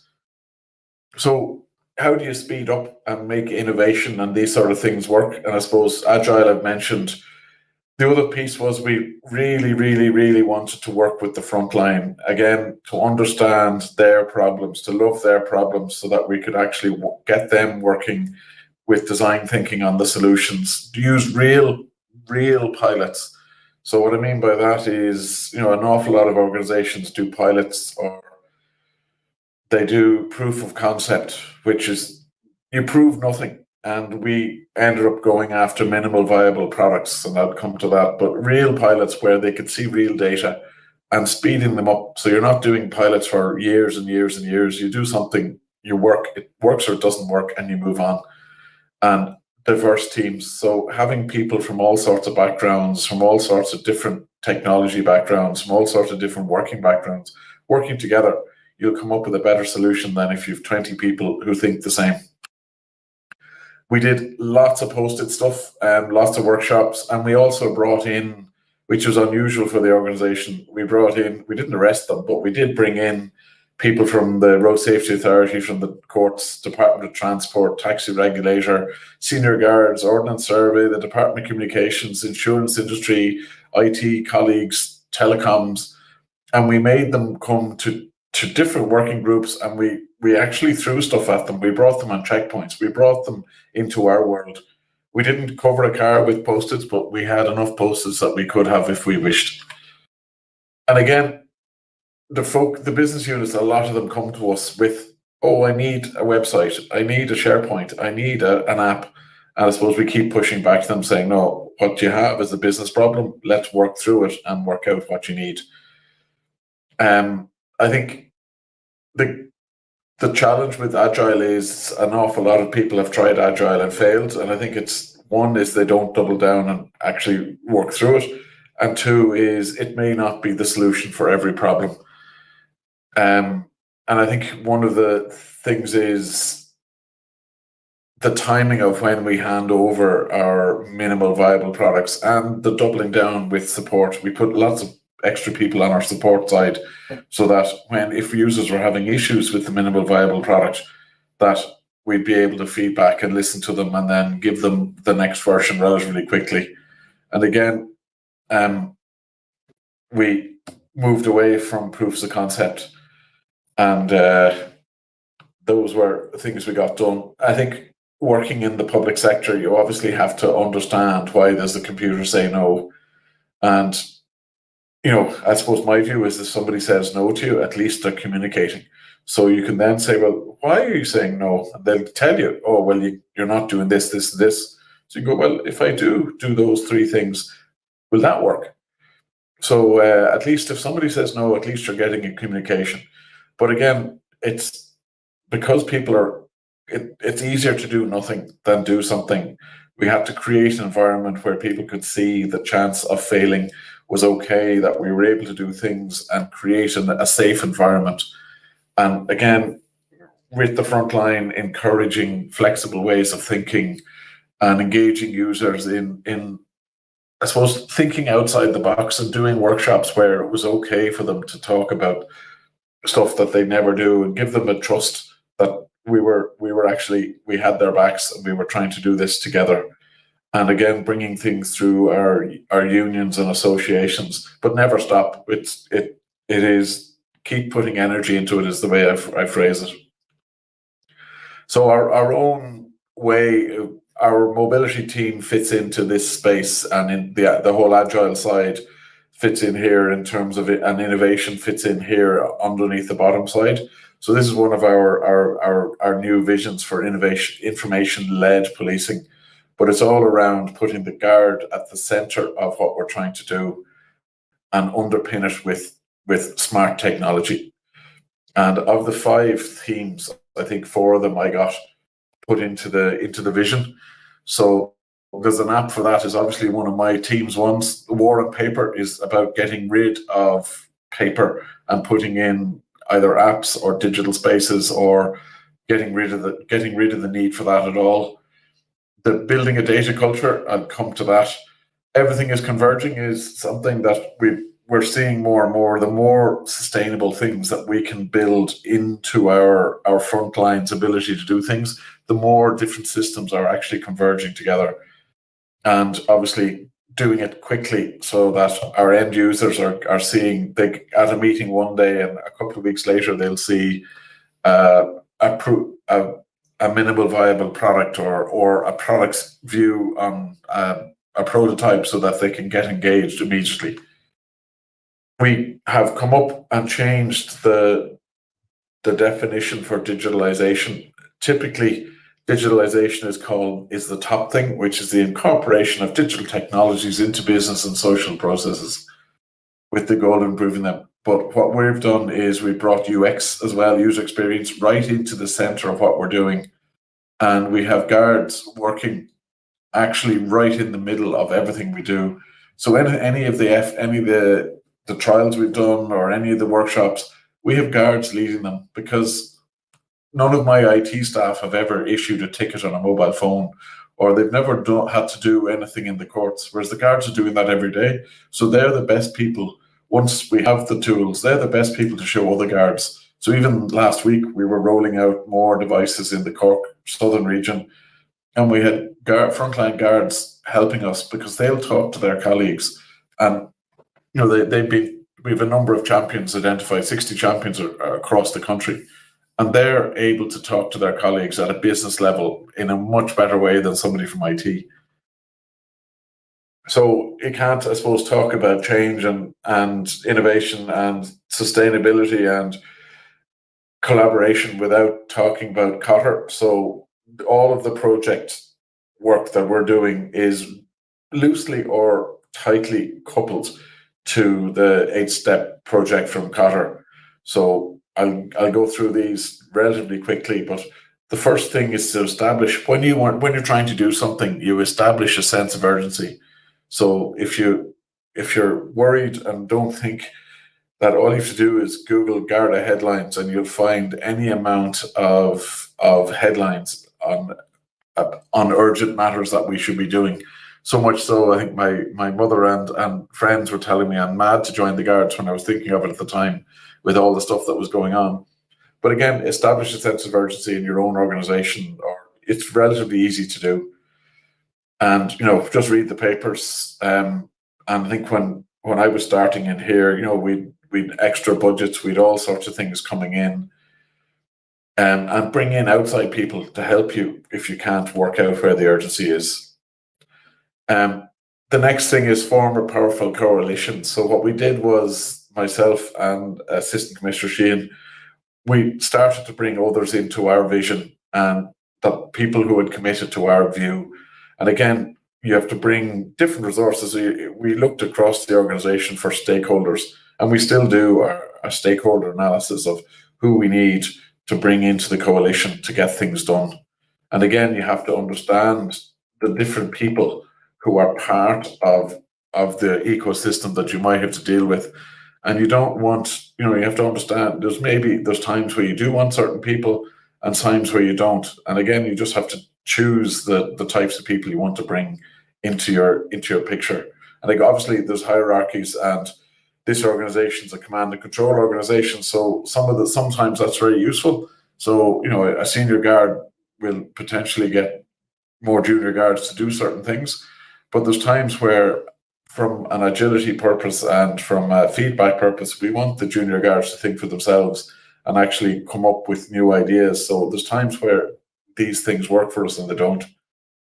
To create a vision is the next stage. So again, this was the first effort at the vision that we created before we engaged with the guards, which was a picture of the guard in the center of the organization. we did one of these many posted sessions, and the guards themselves came up with these standards and visions, which was, the first thing is once and done. I want to finish the job, so I want to start and finish it. Mobile first. If it doesn't work on the app, I don't want it. The public self-service is really about public engagement. You saw it a lot during the lockdown, that the public became more aware of the fact that the guards had these new tools at their availability, so it made it much more easy to have the conversation. The next one is evidence-based policing was huge in that's where all of our stakeholders came in. We really had to talk to them about, the guards need the information they need to do their job they've been asked to do. And the other piece when I joined was there was breath tests and there was all sorts of things going on. So we need to collect and use quality data. So quality data capture. So all of the apps that we've developed through a UX perspective, they don't need the guard to type anything. They use drop downs. They use the phone's own its own ability to tell where it is. Its GPS locators, or it's all its different locators in the phone, are used to fill in the forms. And again, at the end of it, the guard still has discretion to exercise judgment. If somebody is on their way to hospital, they probably won't be getting a speeding ticket and things like that. Again, we've put data sharing agreements in collaboration with all of our colleagues. So we've checkpoints with customs, with the Road Safety Authority. And again, we're getting an awful lot of feedback from our colleagues. Even the Department of Transport come out to checkpoints with us, and we get huge collaboration going between us, because we actually focused on the problems. And we do things like this. We draw up scenarios of first this happens, then that happens, and we try and refine them with the front line, so that, again, in the problem-solving space, we're continually drawing them out and trying to understand exactly what the problem is before we start jumping into solution space. Next thing is communications. Every single, and again, this is part of our stakeholder analysis, is it's all about how you work and communicate with people. So, and we choose the different methodologies and the different ways of communicating well, and who should give the message, who should you give it to, when should you deliver it, is it an internal thing, should this go out on Twitter, or should it go through the press office? All these things are about communication and understanding, working with our colleagues, and people will support us. If there's, I think the phrase is, what's in it for me. So again, people will respect you if they believe where you're going and they see you walking the walk, and they believe it makes sense. And again, you can communicate too much, or you can communicate just enough. So, obviously they have to be clear, not hugely complex. So one of the things we ended up doing was we took on staff who aren't from IT into our IT team, because they would be able to communicate better with the front line, and they're not going to use technical language because they don't have it themselves. Empower others. So again, encouragement. And we've really been doing this with the Champions Network and giving them the latest tools, the latest kits, the latest things, so that they have an ability to do their work and other people can see them. So even last week when we were rolling out devices in Cork, we had the chief superintendent, we had superintendents arriving, so that the people who are coming to the workshops could see that senior management are bought into this, that it isn't just a group of IT people taking a flyer. And we've had innovation showcases. So we've had, hackathons with other police forces. We've had the Dutch, the Danes, the Swedes over. We've been over with the Swedes and the Dutch. And one of the things you'll see is there's a whole series of pictures here, but there's nobody from IT in the picture. It's all guards leading guards. So again, it's perpetuating the message that this is them helping themselves. And then in the background, we had, you can see there's a business model canvas. There's the idea of drawing out the scenes, saying scene 1 is a map, scene 2 is, well, you'd zoom in on the map. So we're basically working with the front line, trying to get them trying to understand the problem. And this was a hackathon where we were trying to understand and give them solutions within the same 2 or 3 days. Again, create winners and communicate the wins. So that's I think a picture that was on my introduction. But basically, we've done quite a lot of applied for a number of different things that have been quite successful.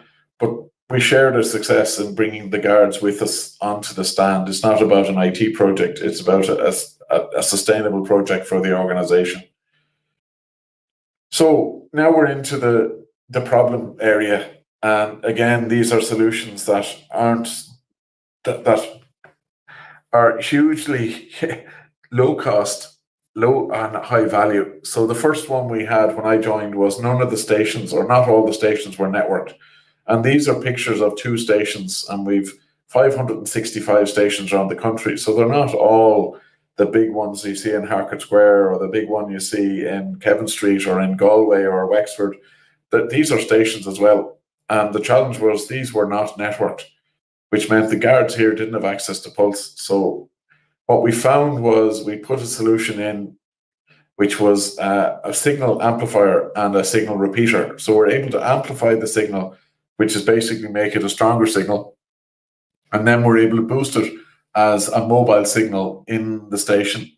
And we put an aerial up on the top of the station, and we pointed it in the general direction, of the nearest mobile mast. And what we ended up with is inside the station, we're able to get, there was relatively no signal when we started, and we were getting better than 5 megs up and down after we'd finished. And the guard at the bottom there is actually using his mobile phone as a computer, using a Samsung mobile device and a thing called DEX, DEX, which is like a desktop emulation mode. And that guard there is running a version of Pulse off his phone. So again, we were now able to say every single guard station is now connected, but some of them are connected using low cost, high value technology. And again, we can move around the country relatively quickly and roll those out. So all the stations are now done. We had similar problems with the vehicles, that we've new Garda cars all over the country. And what we've done is the same white box that's in this small station is now in the back of the car. And we have, the cars are now running a signal amplifier.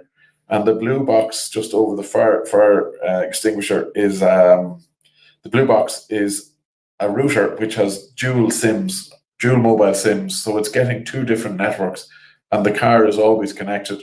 But the car is also pumping out a Wi-Fi network that the guards, even if they're not in the car, they can, about 100 meters around the car, they can still connect into the back end system. And all the cars since 2019 have this in the back. What we also introduced is a microservices architecture. And again, this is something completely alien to the organization. And what we're trying to do is to make this more sustainable for the organization into the future, is that microservices is coming into our main IT space as well. And what we really mean is we've built a series of micro apps initially on our mobile device, and the micro apps serve all of the other apps.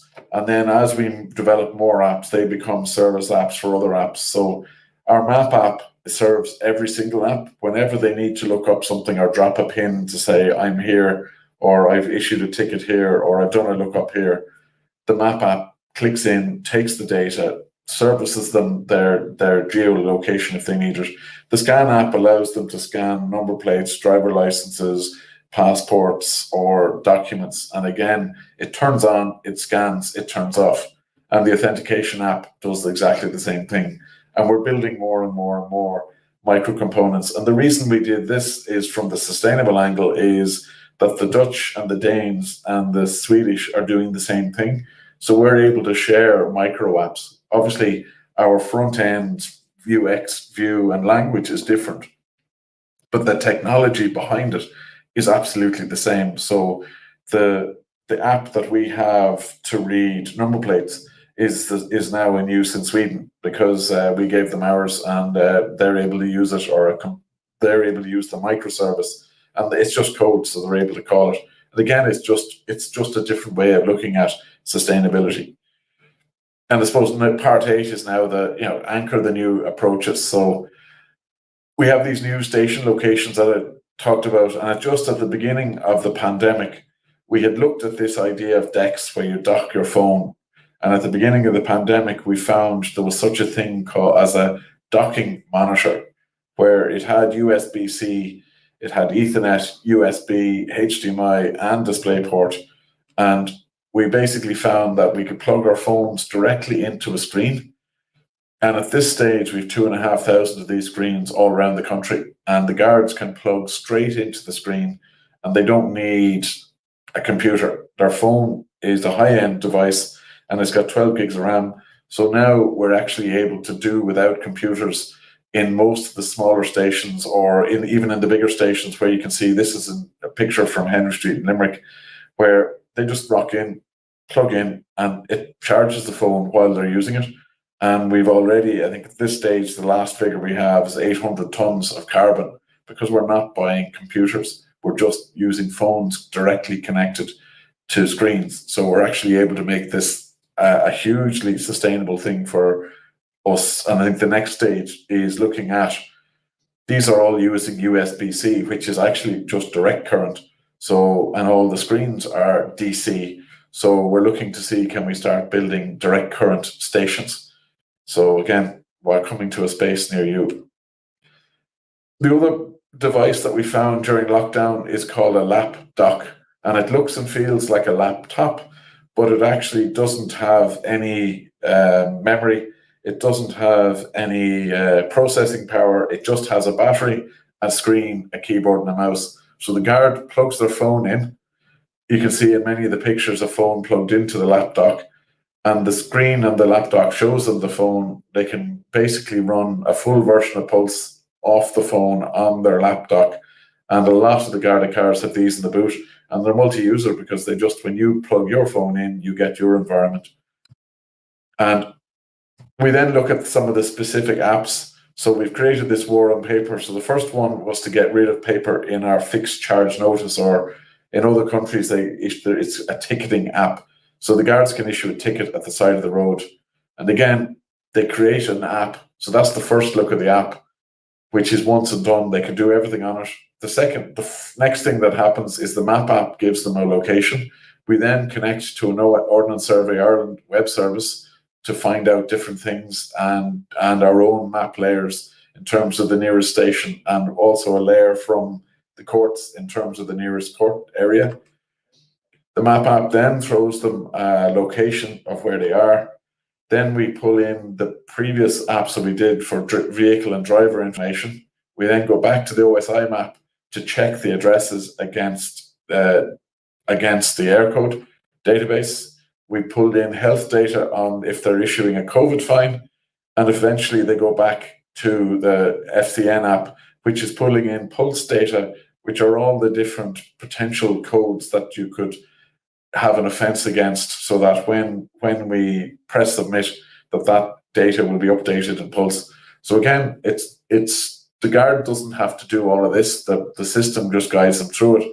But it's a navigation through back-end systems. And again, it's more and more sustainable for us, because more and more and more of our apps are going through this. This is their driver lookup and vehicle lookup. And again, this is data we're getting from Road Safety Authority, Department of Transport, and courts. And this is data that we're also getting from the Department of Transport. And we also are able to show them Pulse data. So again, we're navigating the guard through. In previous lives, they'd be sitting at a desk with a book, trying to fill all this in and look up stuff on different computers, trying to pull it together. We've also, our UX design had gone into the back-end system. So we have a new command and dispatch CAD system, and our call takers and call dispatchers are actually, we've given the same design to, or we've used the same design with the back-end commercial company who built the CAD system we're using, and they put it in to their products so that our call takers and call dispatchers will be using the same look and feel as they have on the mobile. And again, if you think about a burglary incident, we have a new CAD app that, the CAD app will show them the incident. They'll click on it, they'll be able to see details of the perpetrator if they have that. They'll be able to get details of the location, driving details. They'll be able to accept the task and do all of that again on the same mobile device without having to go back to the station or get stuff written down or on paper. The next one is hugely, it's what we call, it's just Teams. But again, we've just rolled out Teams, Microsoft Teams, to just over 9,000 mobile devices. We don't have it on all the desktops yet. Some of our desktops are old and may not support sound cards and video capture or things like that. So what we've done is anyone who's a mobile device is now getting Teams, and we're using Teams in ways that I think it's interesting, from the sustainable way and from the not burning fuel to go to meetings is incredible.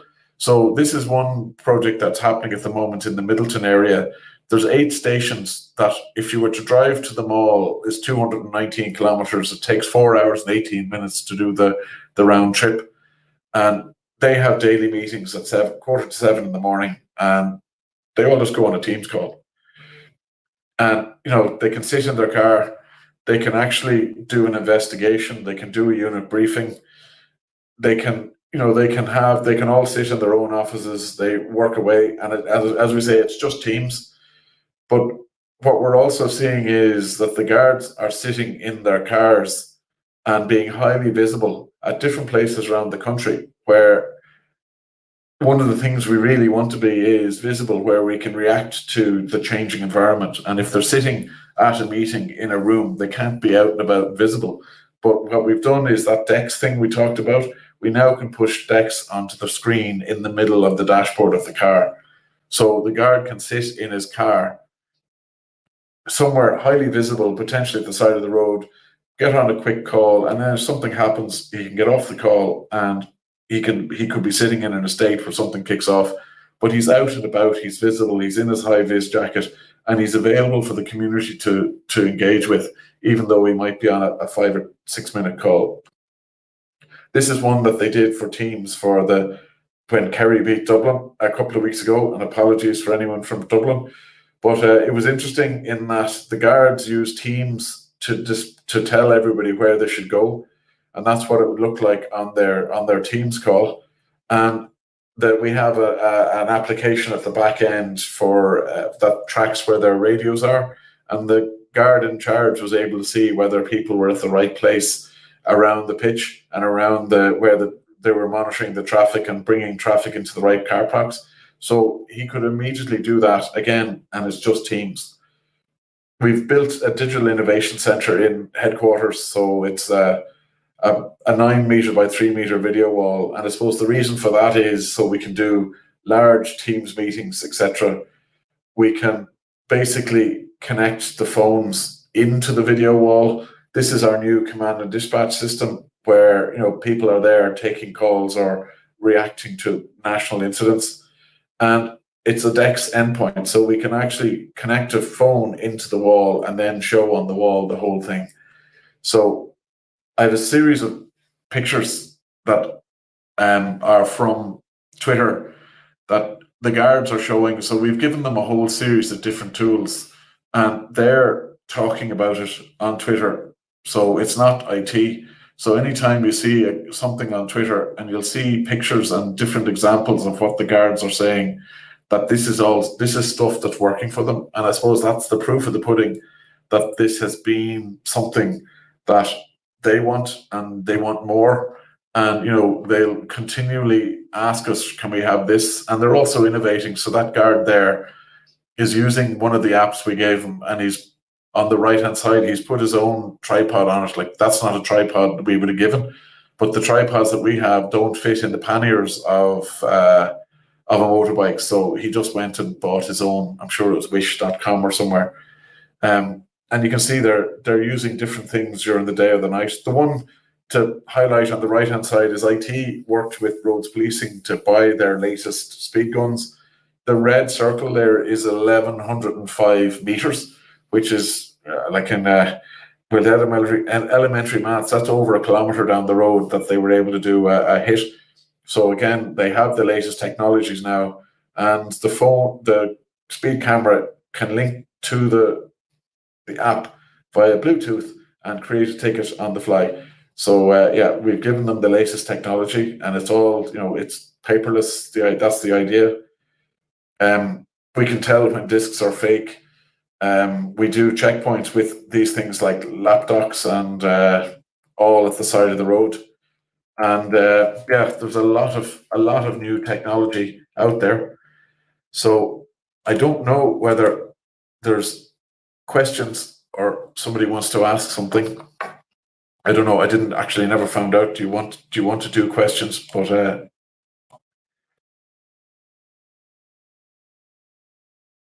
I don't know, Stephen. There, do you want?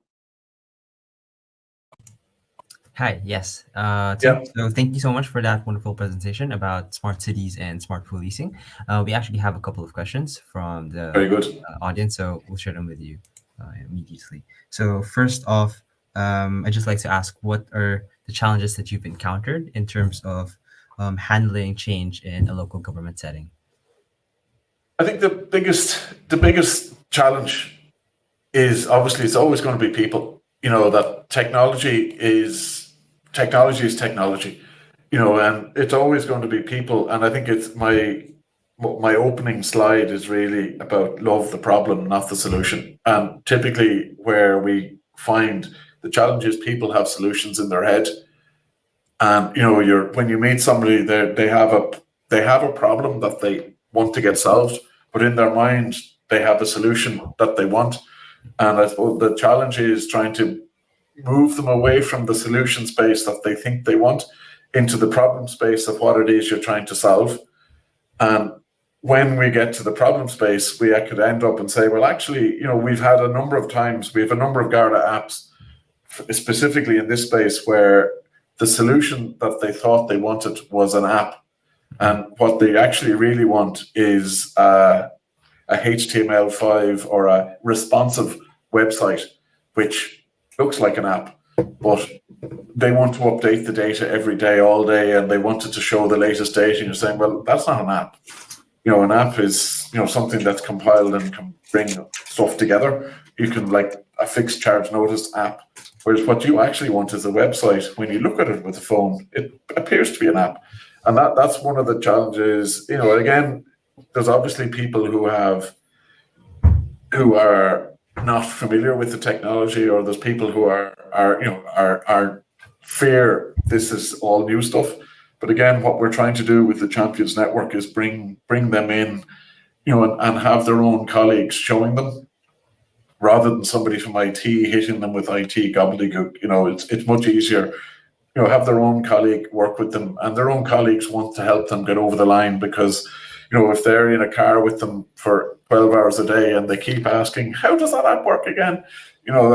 If you're doing it for 12 hours a day every day, and they're your partner in the car, you'll want them to accept that's some of how this works. So again, we try and partner them up with champions, and the Champions Network, are always getting the latest kit. And I suppose we're feeding their enthusiasm by, they'll get the latest phone, or they'll get the latest speed camera, or they'll get the latest smartwatch, or if whatever we're doing, we'll try and get the champions enthused first, and their enthusiasm comes across the rest of their colleagues. Yeah, so it's about thinking about the problem and then finding if you have a solution. So, and Yeah. I think you mentioned specifically about thinking. So I think different thinking is also good, because different thinking leads to better thinking somehow. Yeah. We have different backgrounds. I So, see a question there, the youth voice. Yeah. Absolutely. So it's hugely important is, we're I suppose there's no secret we're looking at body-worn cameras. Is the next project that my team is looking at. The minister announced it in the last week, and we're doing a huge stakeholder and great engagement at the moment internally. But as soon as we finish the internal, the next piece will be going out and talking to the different groups outside of the organization, so that before we buy or do any purchasing or anything of body-worn cameras, we want to make sure that we've engaged with all sectors of society. And I think certainly the youth voice is huge, because the youth voice are our next employers or employees. They're the next drivers who we'll see at the side of the road. They're the next people who may end up with us in court, or the next people who they're an obvious next stakeholder.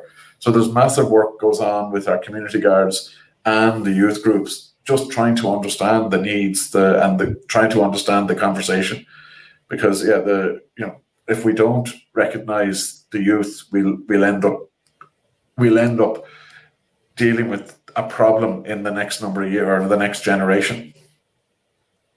Exactly. So the youth, I think, is a key driver in all things. I suppose that's why I'm here talking to, university, and I think I've spoken to nearly every single university in the island of Ireland at this stage on innovation and change and master's programs, just in terms of just getting an appreciation of what it is we're trying to do, because they are stakeholders, and when you see the new speed guns and you see the new abilities the Guard have, you might think twice before you put your boot down on the N7 heading to Cork, which, by the way, I was on the design team for as well. So I actually was on the design team for the N7 and the N8 as well. So it's I suppose I get a different view of both sides of the argument.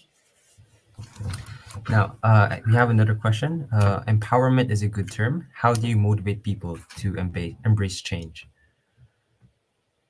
How do you motivate people to embrace it? Oh, yes. I think typically we use every trick in the book. Starting with gamification, if we can, we try and we would try and pit Leinster versus Munster in terms of, the Nace lads are doing really well. When we're down in Cork, last week we're talking those Nace lads are really doing well with this new technology. Oh, do you not understand it? And I suppose we're doing everything we can that is possible in a fun way to engage people.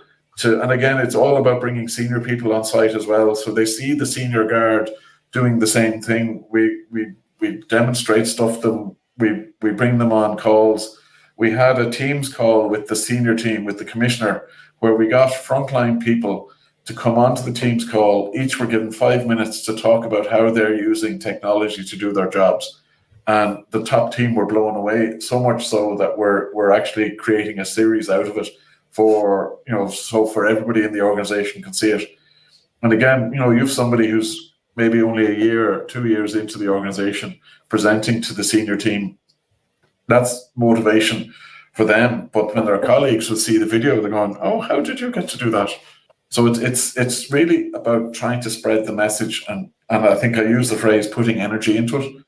So as I said, the phrase is empowerment, getting people, giving them and I think the Guards have been, when we arrived first, they couldn't believe we were coming with a Samsung phone that's worth 1,100 euros or whatever it was at the time. We ended up, the first lot we couldn't buy in bulk, so we bought them individually for our original minimal viable product, the original pilot we did in Limerick. And they just didn't believe that this was happening, because they've never had investment at the front line. So now that they're seeing there's over 9,000 devices, they realize that this is happening. So they now are, the empowerment is happening. So now it's the motivation to keep going is we switch the balance. Right. So it's about engaging the people, engaging the users. Oh, yeah. Perfect. Yeah. Well, thank you so much, Mr. Tim Wallaby. I'm sure everyone here enjoyed your presentation, and we're now a bit more enlightened about smart policing in Ireland. So, okay, well, thank you very much. Thank you so much. We'll be in touch, and we'll share with you a small gift of our appreciation. Thank you. Oh, thank you very much indeed. Thank you, and have a great day. You too. Hello, everyone. So I hope you enjoyed Mr. Tim Willoughby's presentation, because we will now be moving on to our panel discussion. So maybe you can share the slides about the panel discussion.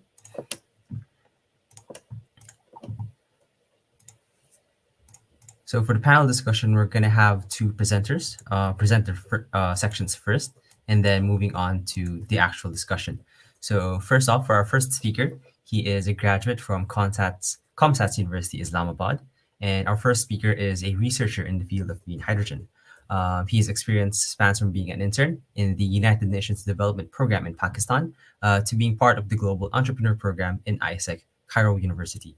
He is now part of the Future of Hydrogen Fuel in the United Kingdom in the University of Stirling. Please welcome Mr. Ali Javed. Hello everyone, am I audible? Can everyone hear me? Yeah? Yes, perfect. Great. Yeah, that's what I want to confirm. First of all, I'm thankful for this opportunity and thank you for having me. I am a chemical engineer and I have worked at top environment departments of Pakistan, which are working for renewable energy, green economy, and I uh, currently is focusing more on hydrogen fuel, and I will tell you more about my research and my work and what I think about hydrogen fuel.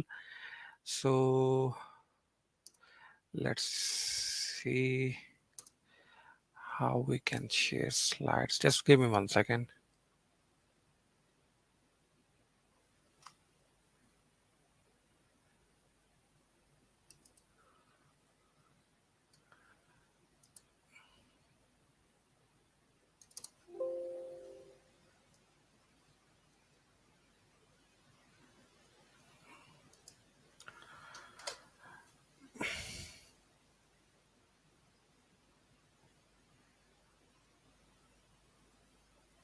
Just 1 second. I'm not a technology friendly person, so it's always get hard for me to with these things.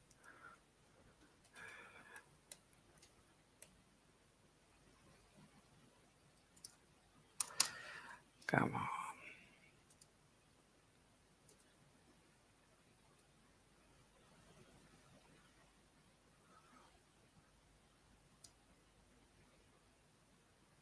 Mhm.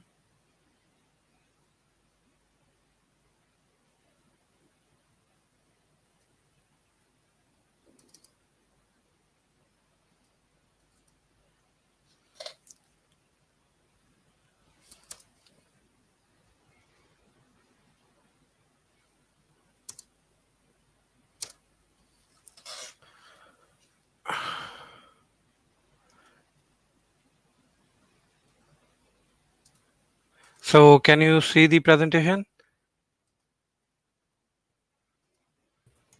Yes, we can see it now. Thank you. Okay. So it's a little different from Zoom. That's why.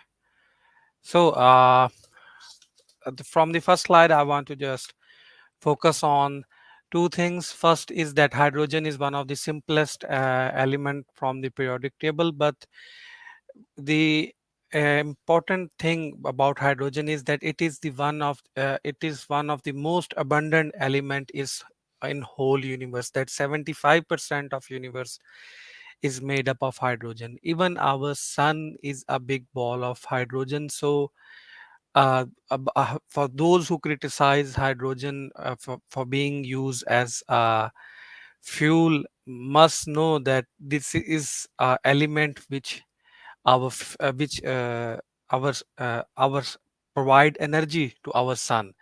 So hydrogen, first I want to just clear one thing, that hydrogen is not a primary fuel. Hydrogen is an energy carrier. We always break a molecule. For example, as my second slide can show you, methane, which is CH4. So every time we break an molecule, it gives us energy, and we can utilize it. So the problem with hydrogen is we produce a lot of hydrogen, but it is used for fertilizer production, petroleum industry. As you can see in my third slide, that for 45% of the global fertilizer we produce, global hydrogen we produce, it goes to the production of fertilizer, which is very important for our uh, for agriculture sector, and 47% goes to petroleum recovery and refinery sector. For now it is very important, but in future we may have we can use hydrogen from this sector to run our hydrogen cars, or we can use it for renewable green energy. So the best thing about hydrogen is that when we burn hydrogen or when we use hydrogen, it does not give us any fumes, or it does not release any harmful chemicals, which is the issue with petrol or diesel or other petroleum products. Hydrogen at the end, it gives us only clean water. So it's a very environmental friendly green fuel. So but the issue with hydrogen is that most of hydrogen we produce now, it comes from the steam reforming of methane, natural gas, or from oil refineries, or from the gasification of coal. But we need new green energy, which is area of my work. I am working on biomass. As in slide 4, we can see that today the share of electrolysis is just 4%. Electrolysis is a process where we can, with the help of electricity, we break the water molecule to get extra hydrogen from it. In biomass, we will create uh, biogas, and from it we will extract uh, our hydrogen for our daily needs. As this prediction shows that till 2050 we will still rely on 37% natural gas and 33% coal. So this is the area where I want to focus, that biomass only contributes 8%, and I am working on ways that which can help us to increase this percentage from 8% to even more. So there are different uh, companies are working on different ways. Like for example, some companies are working to produce energy from solar and wind. So they can produce electricity and then they can use it for electrolysis. By farming algae is a new technique, biomass, on which I am working. So let me tell you about a little about hydrogen fuel cells. So actually how we use hydrogen in cars. So as you can oh, as you can see here, that hydrogen, uh, there is like a battery, there is an anode and a cathode. On one side we use hydrogen, and other side we use oxygen. So when we so there is an electrolyte. Hydrogen is a neutral atom because it consists of one proton and one electron. So electrolyte will never allow neutral atom to pass from it. So what this hydrogen fuel cell do, there we can see a green catalyst. It's this catalyst is very expensive. It is made of from platinum. So what is do, it breaks the hydrogen atom and it releases the proton. Electrolyte allows the hydrogen to pass through it, and it goes to the cathode. And we can also see electron.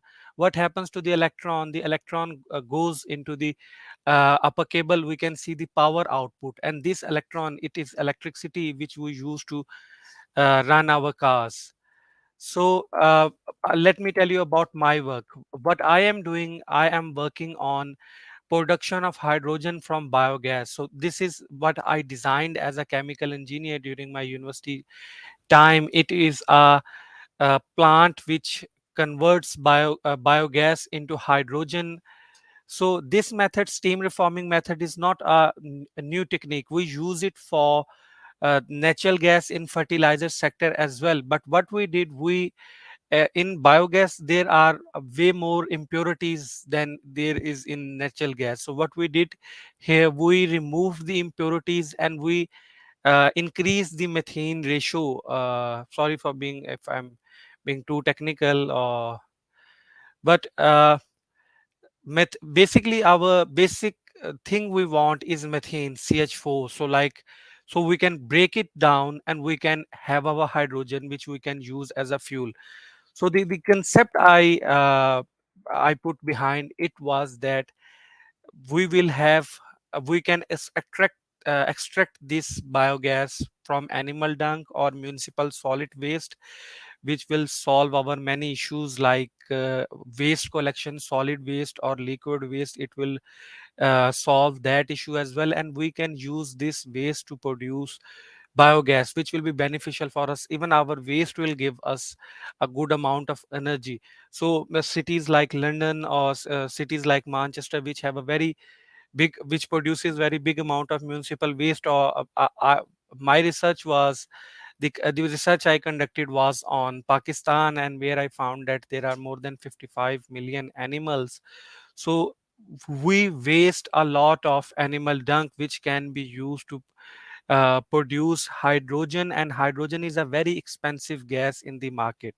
So through my research, I've figured out that I can produce hydrogen for only $1 or $2, but at the international market, its price is around $14 to $16. So there is a big profit margin we can get by selling hydrogen. So hydrogen is uh, we can see that some countries are really focusing on hydrogen fuel cells, and they are making new hydrogen cars. For example, in these slides, we can see that many big countries have now produced at least one or two models of hydrogen fuel cars, which they will. The thing with hydrogen is, I personally think that why, like, it does is not able to create that much hype like electric cars, is that hydrogen is not easily available. The hydrogen is which we have, we already utilizing it. So like my work of using biogas to through steam reforming method, when we have enough hydrogen, it will be more feasible for the bigger companies to invest more on hydrogen fuel cars, because uh, I basically I don't understand electric cars. There is a I want to tell you about a picture that an electric car is getting charged by a diesel generator, and they used a patrol truck to carry that diesel generator to charge that electric car. And I somehow thinks that it is not going to work. But the technology I want to talk about is Toyota is working on hydrogen internal combustion engine. It will work same as petrol or diesel. It will be a four-stroke engine, and it will use compressed hydrogen as a fuel. So it will be uh, instead of petrol or diesel, we will just put hydrogen in our car, and we can use it in other than using electric cars. So I believe this is a very big achievement from Toyota. And at last, I just want to show you that Germany and China are two biggest leaders in green hydrogen. These two countries are massively investing. Like this article shows that Germany is planning to invest more than 7 billion pounds in green hydrogen. So because I had Germany makes as you know, Germany makes a lot of cars. So yes, they are very serious about it, and soon, maybe in next 5 years, we will see a lot of German hydrogen fuel cars in the market. Thank you. Thank you so much, Mr. Ali, for that brief presentation on green hydrogen, and we hope to hear more later on in our panel discussion. Sure. So, in the meantime, let us introduce our next speaker. He has worked for the Vietnam Green Building Council as a research manager on Lotus, the first green building rating system in Vietnam. He is also known in Vietnam for his innovative green building and product designs, as well as having won some prestigious scholarships in the research in Australia and Germany in renewable energy, green architecture design strategies, and adapting to the effects of climate change. So let us all welcome Mr. Le Vu Kung. Hello. Can you hear me? Yes, we can hear you well. Thank you so much. Okay.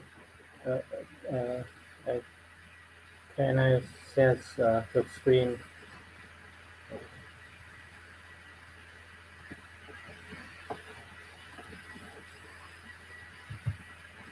Can you see my screen?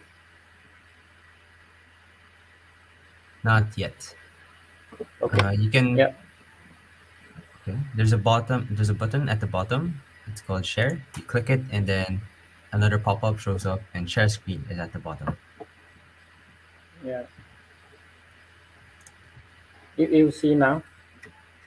Not yet. Oh,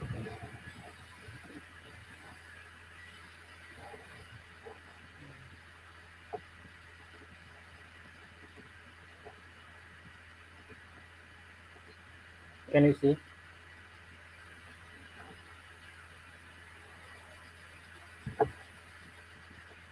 Yes, we can now see your slide. Thank you. Okay. Yeah. Thank you for having me in this conference. Yeah, I'm Cường. I'm CEO and founder of One Francis Company. We focus on some products that provide sustainable solution for the urban development and for the poor community as well. The problem in my country is the 600,000 Vietnamese household they living without electricity, and the income is very low. They can't buy electricity by themselves. And national electricity grid line hasn't reached remote and disadvantaged area yet. And so we have a very simple solution. We developed a small wind turbine and solar panel system to help the poor uh, in remote areas, and we use it for urban development for decoration as well. Our plan is providing electricity for 10% of 600,000 households in Vietnam, and in the near future we provide electricity for 300 million households in Asia country. They living without electricity, and you can see 3% of our system is variety from uh, smallest system to biggest. The biggest one has a capacity of 600 watts hours. It can provide for electricity for fan, for television, for yeah, and so on. And up to now, we have done 500 projects in my country, and we get the funding from some social foundation, for example, Plan International, UNDP in Vietnam, and BBCP in Vietnam, and so on. And besides the project for the poor, we also focus on some small product for education to raise awareness of the student about uh, application of renewable energy, for example, solar panel and wind energy in the urban development. And we could use the air pollution meters for the education program as well.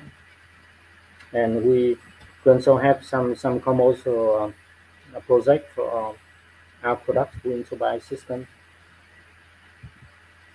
And we also have some other product. For example, we developed a charge station is used for our students, for the school, and for the public space.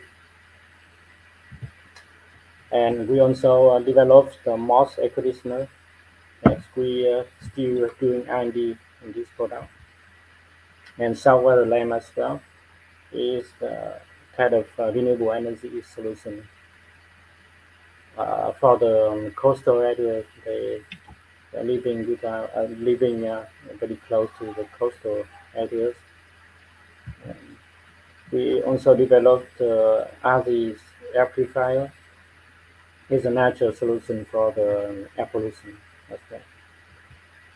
Yeah, I found it 5 years ago, and up to now, we have a lot of international awards and recognition. Thank you.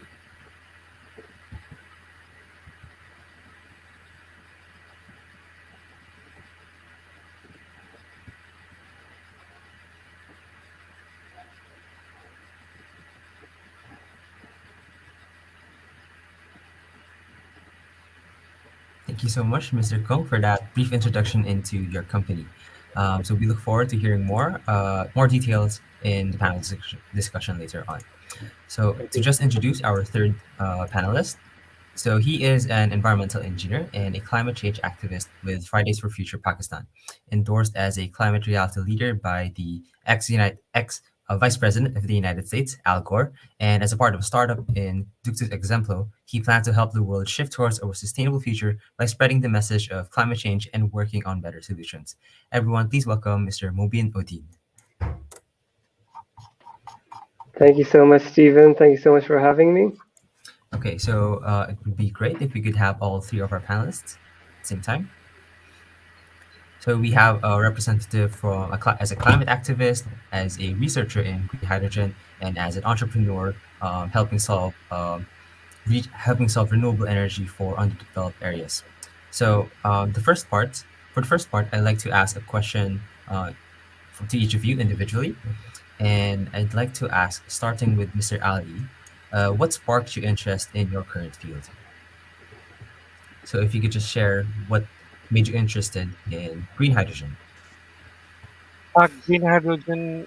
The reason I'm interested in green hydrogen because the potential this fuel have and how underrated it is. Because when we talk about 1 kilogram of hydrogen fuel can make our car to go more than 70 mile. It is a very powerful fuel, and the best thing about is there are no emissions. The only emissions is water. So when we are driving a car, it's only releasing water. So in every country, when you see CO2 emissions, the transportation sector contributes more than 30 or 40% to the total emissions of the country. So if we can cut that part to zero, it will be a great win for us against our against climate change and global warming. So, and the thing is that it's not that complicated. This the concept and the technology is same, but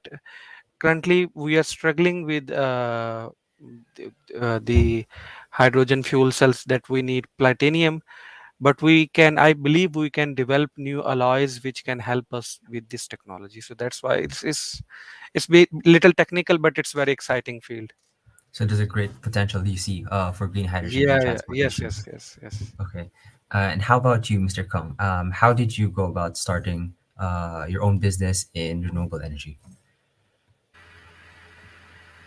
Sorry. What sparked your interest in starting a business for renewable energy? Yeah, I'm interested in green energy. Um, the first project I developed for the poor areas, and I think they work by to need electricity and they contribute to the environment. Uh, they can use renewable energy and reduce carbon reducing carbon dioxide, and I think so. That's why I interested in development of that kind of product. And after that, I recognize that not only the poor can not only helping the poor with electricity. I want to have a natural solution, a combination of ecology and technology, quite new, and you see also reduce carbon dioxide footprint. Uh, yeah, Yeah, and I think it's really cool that you have like small wind turbines for poorer areas, but you can also apply it to other like uses like a bus stop or use technologies like the saltwater lamp you showed. So I think what you have is very cool and very interesting, and hopefully you can share more later. And thank you. then I'd just like to ask Mr. Mubin, how did you start becoming a climate activist and what sparked your interest? All right. Thank you for the question. Actually, I belong to the northern areas of Pakistan. I'm sure Mr. Ali would know. I belong to Hunza, which is a very beautiful place in terms of nature, and there are like really beautiful streams and glaciers. But ever since an economic boom in tourism sector in our place, many people started to travel, and there used to be a lot of pollution there. There's a lot of solid waste there, unplanned expansions of hotels and stuff. Other than that, like I have to mention that Pakistan is like fourth most uh, climate vulnerable country in the world. So any little changes in the atmosphere affects Pakistan a lot. So it's also seen that recently the Shishbar Glacier bursted in Hunza, and it took one of the major bridges that connected one valley to the other. And such disasters have seen becoming more frequent over time as I've grown up. And it just, my homeland is really close to my heart. And I really wanted to work towards climate change, how to control it. And of course, economy is the center of the tourism economy is really central to the earnings in the north.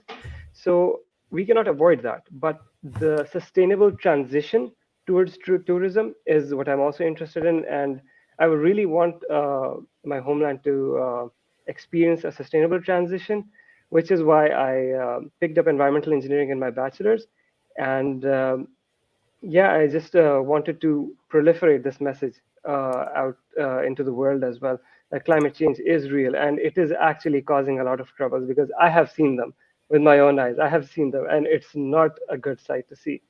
So yeah, I just wanted to play my part in this global transition towards a more sustainable and healthy future. Yeah. So that's what just sparked my interest into that. Yeah. Thank you for sharing, Mobin, and I hope that we someday get to visit your region. Most So welcome. Most welcome. I'd love to. Okay, so for the next part, I'm gonna ask questions about your current work. So again, starting with Mr. Ali, may I ask what is green hydrogen? Are there different colors to hydrogen? And how does green hydrogen specifically help contribute to a more sustainable future? And then, please, all other panelists, if you're more than welcome to comment afterwards. So yes, there are different types of hydrogen: brown, gray, green. But the difference is that uh, for there was a concept before green hydrogen that we can produce hydrogen using coal, and we can gasification of coal, and we can produce this through natural gas. But we can do carbon dioxide capture, and we will reduce the carbon dioxide emissions during the process, and we can use that. But at the end, the researchers found it that it will be very expensive. So the companies who were making the claims that they will be able to they call it, I guess, gray hydrogen. So they will be able to do carbon capture, carbon dioxide emissions will be kept low. But at the end, when what government saw that the what they are saying and what is the actual result, there is a big difference. So then the researchers decided that we have to completely go for a green hydrogen, because if we are producing hydrogen from natural gas or coal or from petrol or from any renewable energy, non-renewable energy, then it is not going to make any impact. uh, so that is why from my work, green hydrogen, uh, electrolysis, I personally believe that electrolysis is a very important, and it is very it in future it will be have a great impact, that we have lot of water, and through electrolysis by we can produce hydrogen from water. But the problem is that electricity is almost all developing countries are facing power shortages, and almost all countries are producing 70, 80, or 90% of their energy from fossil fuels. So if we will divert that electricity from our daily needs towards producing hydrogen, so it does not make any sense. This is the things that we have heard. I have spent 1.5 year in the Ministry of Climate Change in Pakistan. I have also received the honor to represent my country at 6 prestigious platforms. I used to listen to climate activists and people, but they don't understand that technically things are not that easy. You try to solve one thing, and then you see that there are now five new issues that you have to somehow resolve with them. But green hydrogen is that through good funding and focus, we can have a good future with green hydrogen. Thank you.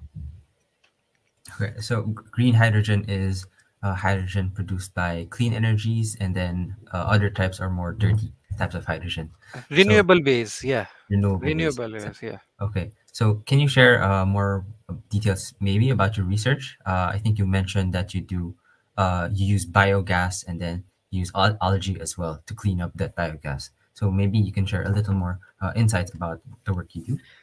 Algae is a new concept. Basically, what they do, they use big ponds to where algae can grow, and through algae they produces hydrogen gas. But for that, the problem with that is not every country is water rich like Scotland, and many countries, including my country Pakistan, is facing water shortages. But but it varies country to country. But as Pakistan is rich is in livestock. There are more than 55 million cows and buffaloes, and one of the biggest cattle farms is in Pakistan, Karachi city. So when we because I was working at the prestigious Pakistan Council of Renewable Energy Technologies, this is a department specialized in it in Islamabad as a research assistant. So there I realized that we are wasting so much biomass which we can use to produce hydrogen, and we can export it. Because if we are making hydrogen, green hydrogen, from biogas or from solar or wind turbines or from algae, in market we can sell it for 14 to $16, and we are at home we are producing it for $1 or $2. So if you can see that it's good for a green economy and other benefits as well. But Pakistan has an issue of funds, and but I can, if you want to see, and the two countries who are working very great, which I am also shocked that their research is so advanced. One is Germany and the other one is China. They two in green hydrogen technology, they are just leading the world right now. And there's an interesting cycle there you mentioned, since you start with biogas and then you create hydrogen and then you use it again for fertilizer, which is very cool because it's cyclical. Okay, now I addressed this question to Mobin. Do you have a memorable experience that you want to share as a climate activist? Yeah, sure. This takes me back to my bachelor days when I was the president of our society, Nust Environment Club. And back then, I was really motivated. So, as an initiative to spread the message and make at least our university and the city more aware about the climate issue and sustainability, we had a zero waste carnival, and which produced like a zero waste after it was removed. And in a window of 6 hours, we had like 5 to 600 participants in that. So it was a huge success, and I'm really happy that it created a lot of impact. And we collaborated with WWF, Fridays for Future Pakistan, which I'm also a part of. So that was just one of the good memories of climate activism. Other than that, in one of our startups, we have had like a lot of sessions with the youth, which we believe it's better to spread message on the grassroots levels because it's way more effective in the future. So we have had like sessions all across Pakistan. We've even trained the volunteers of Fridays for Future Pakistan. Very good session that was. So yeah, that was just a highlight of one of my climate activisms. Yeah, it's good. And I think as our speaker Tim mentioned, it's good to engage people from the ground up, start from the grassroots level, and Very then rightly said. Yes, yes, very well said. perfect. Yeah. Okay. So, Mr. Kong, I want to ask you, how do you think entrepreneurship can help meet the challenge of sustainable transition? So, Mubin was working on activism, and then Ali is working on research. How does business contribute? Sorry, you are on mute. Okay. Can you hear me? Okay. I think about the wind turbine the first thing we have been done 500 projects, and we contribute to the community, poor community in my country. And also, for each system, it can generate about 1,200 watt hours, and we convert it to CO2, which can reduce for 0.6 ton of CO2, and we multiply, and we can save a lot of reduce CO2, to contribute to the environment and mitigation to the climate change as well.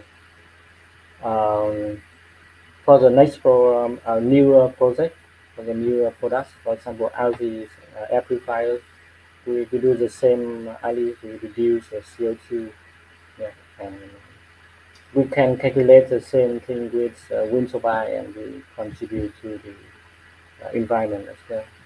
Yeah. So it's about making sure that people on a day-to-day basis are able to contribute on their own way by using renewable energy. Okay. Yeah. Good. Thank you so much.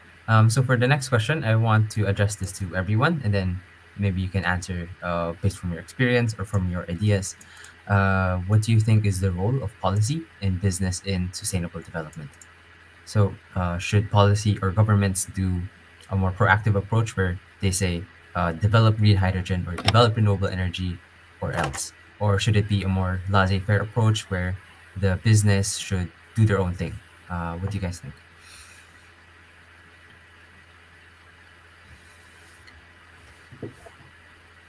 Can I go first? Yeah. So, what I think from my personal experience, I worked at the capital in the ministry, and I worked with other companies and organizations. I can say that these both things go side by side. Government, what government can do, government can make policies, but this is the competition in the private market. It where it solve things. This is the one of the good things about capitalist system. I can say that whenever there is competition between two companies, for example, there is Tesla, and if there is some other company which is making electric cars at the same pace, then you can see that both company will drop their prices. Both companies will try to provide best thing to the customer to increase their sales. So what government can do, government can regulate things, government can make policies, government can provide subsidies, and which is already providing. But the most one of the biggest issues, uh, I what I felt is that environmental sector is still not able to create that much jobs for the young people which it has created in petroleum and oil. As a chemical engineer, I can say that for me, everyone was saying that why you are like planning to go to renewable technology. There is no money and there is no scope. You should go to the fertilizer sector, or you should go to the petroleum and oil and gas sector where there is money. Ministry of Petroleum in Pakistan is the richest ministry of the country. So these issues we need to tackle. That the companies are there which don't want to the world to adopt electric cars or hydrogen cars because it will kill their businesses. uh, the government and I think we need to focus on the private companies, that now they have to sacrifice to some extent, and they have to adopt to the new technology. This is, I think, where there is the delay, that the companies like British Petroleum and Saudi Aramco, 2 trillion, 3 trillion, and companies, they are very slow in adopting the change. We need, I always say to the activists, that you, instead of pushing governments, you need to push the private sector, that they need to now uh, boost their work, because government has made policies, government has played its part. Because at the end of the day, government has to run a country. We can just uh, uh, give 50% of our budget of the country to one issue. We can only give a limited amount, but it is the private sector which can invest a lot of money. So it should be focused more. Thank you. Is it okay if I take up after Mr. Ali? Because he actually referred to me, and I completely agree on what Mr. Ali said. And it's actually very true in the case of Global South as well, that the sustainability aspect is still untapped and it's still immature. And I really believe that the private sector plays a huge part in this, and also the activists and the public, because they both go hand in hand, as Mr. Ali said. And if the youth, which has a lot of energy, if they push the private sector and show interest into a more green future, and if private sector also engages into that and taps into it, because that can be a profit for them as well. If there are more people interested in one side, like the sustainability side, if they tap into that, they can have more profit as well, if we look at it in only monetary terms. But at the same time, they can also shift towards a greener future as well, just like many other companies like Volkswagen and BMW are doing it. Like many other companies like Tesla are shifting towards a sustainable future. Now they're also rolling out cars which run on electricity. But at the same time, I think that's another question where that electricity comes from. But still, it's a good hopeful future, I must say, but again, it's debatable. But yeah, I agree that both the sides go hand in hand, the general public and the private sector. And of course, the government will enforce the policies, but all the parties, all the stakeholders matter in this. Okay, so it's the way I'm hearing is it's more of a balance between policy and business and people. Okay. Any more comments or insights? If not, we can move on to the next question, which is: do you have a more hopeful view of the future? Why or why not? Are you hopeful about the transition to renewable energy, or are you sad, or because of the current targets? What are you feeling about the future? Maybe you could start with Mr. Kung. Are you hopeful for the future? For the future, I think we can, for my country, we can use 100% of renewable energy. I think it's a very bright future. We still face a lot of challenges, but I believe in the near future. we we have the car industries. The big corporation in my country. They they have built developed the new car um, uh, in fossil fuel, but they change plan is very quickly, and they focus on electrical cars. Yeah, that's example to hope the near future with renewable energy, yeah, for the community. Yeah, I hope that. Mhm. So, there are going to be challenges, but you're hopeful still. Sorry. Uh, so you think there are going to be challenges, but you are still hopeful for the future. Yes. Yeah, yeah. Okay. Then Mr. Ali or Mubin, what do you guys think? All right, I think Mr. Ali told me to go ahead. I think it's a dilemma. We still don't know, but as far as the facts go, it has seen that what we predicted, decades back, how the world will shift towards renewable energy. I think the world is performing much, much better than that. It was predicted, a certain amount was predicted for solar panels adoption. It was 22 times more positive after the decade. So I believe that we are becoming more and more conscious. And if companies like Tesla, I don't know if they're actually on ground very sustainable, but if they're actually just instilling this idea of sustainable future, I think we have a lot of hopes. And but as far as the global south is concerned, many countries are still struggling with the basic necessities. So it's quite a debate on that side. But if we consider global north, most of the developed economies, I think they have begun shifting very at a very fast pace. And I think if the global south takes follows their lead, I think we have a bright future, not bright in terms of heat or something, which of course we have seen a lot of heat waves, but hopefully the climate change may slow down for this. Maybe I'm just an optimist. uh, I just have a lot of hopes for the future.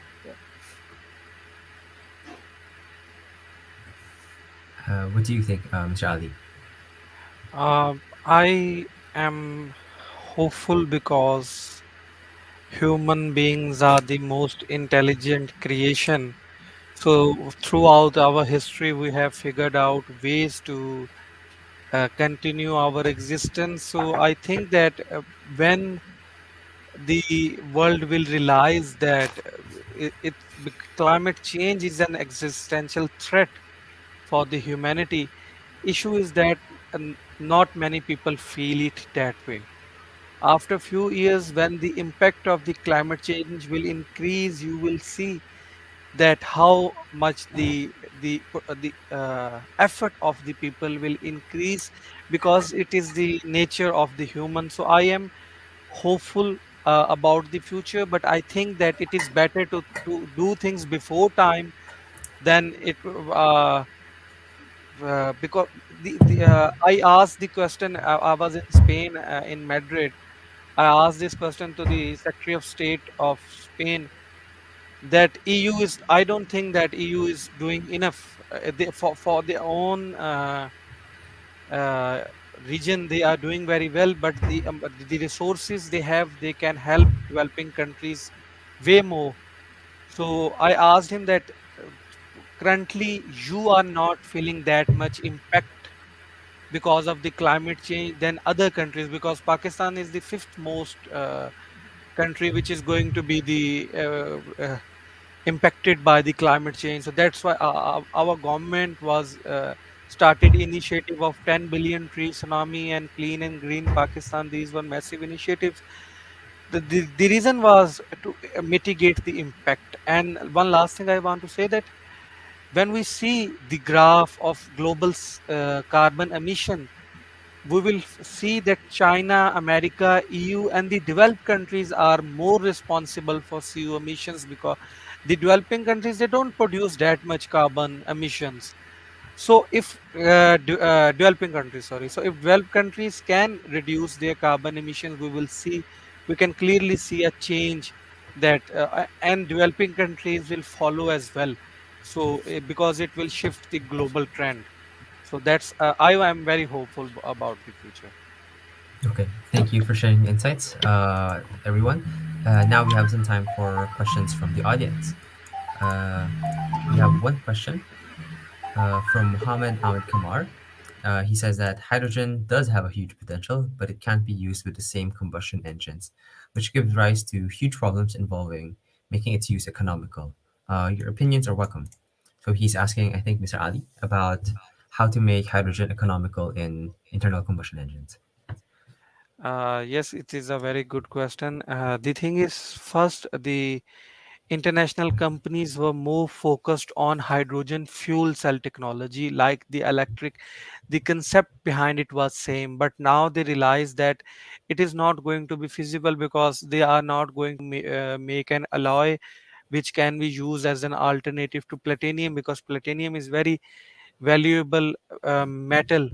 So now it is true that we cannot use same internal combustion engine, but the concept behind the technology is same. As Toyota is focusing more on internal combustion engine, as I remember, there was a kit which people used to install in their cars to use CNG, compressed natural gas, to use as a fuel to in to avoid petrol or diesel. So if a Toyota or any other company can make a simple kit which will because the concept is same, hydrogen internal combustion engine also use a four stroke. So if they can make a simple kit which will make that alteration, so it will be very beneficial. And new cars, we can make them according to the new standards. So there is a massive potential. And yes, there in future we will see hydrogen in internal combustion engine cars. But the economy, last thing about economy, when every time a new technologies come, because the photo of the car I showed you, it is in initial testing phase. So they drove the car for 24 hours, and the mileage was very less as comparison to petrol or diesel. But it showed that we can do it. With more research, with more effort, we can develop hydrogen internal combustion engine cars. And when not only Toyota, when other countries will also start producing cars on internal combustion engine, then it will reduce the price. And this is the thing, when the price is reduced, it will become more easy for middle class or lower middle class people to afford it. So it's a very good question, but I think I have cleared it. So thank you.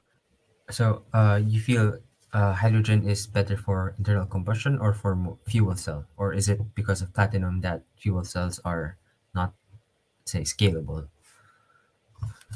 Hydrogen have two issues. First is with the storage. The like hydrogen fuel storage cells are hydrogen is high, it can rupture steel as well. So hydrogen, we cannot, we need secure fuel cells, because if it can rupture steel, then it will be deadly to human life. So the scientists and researchers are trying to develop new hydrogen fuel storage cell. And the second thing is hydrogen fuel cell is I think they are very costly, and they are not going to work, because with electric cars they are not going to work. Lithium, they are using lithium is very valuable, and it is a very rare metal. After few years, when there will be shortage of lithium, this technology will not going to work. Same is with the platinum. They can use platinum for now, but once platinum is finished from the world, then what they will do, internal combustion engine concept is a very good concept, but they need to work on it. If they can make a develop a kit to shift car from petrol on compressed natural gas CNG, then I am hopeful they can also develop a kit for the older versions of car to shift them on hydrogen. So it will be more easy and economical. Yeah. Okay, we have another question from the audience. So again, if you have any more questions, please just leave them in the chat. So the question is, do you think does the global south have the means to follow the global north in terms of renewable energy? Anyone can answer. Do you think does the global south have the means to follow the global north in terms of renewable energy?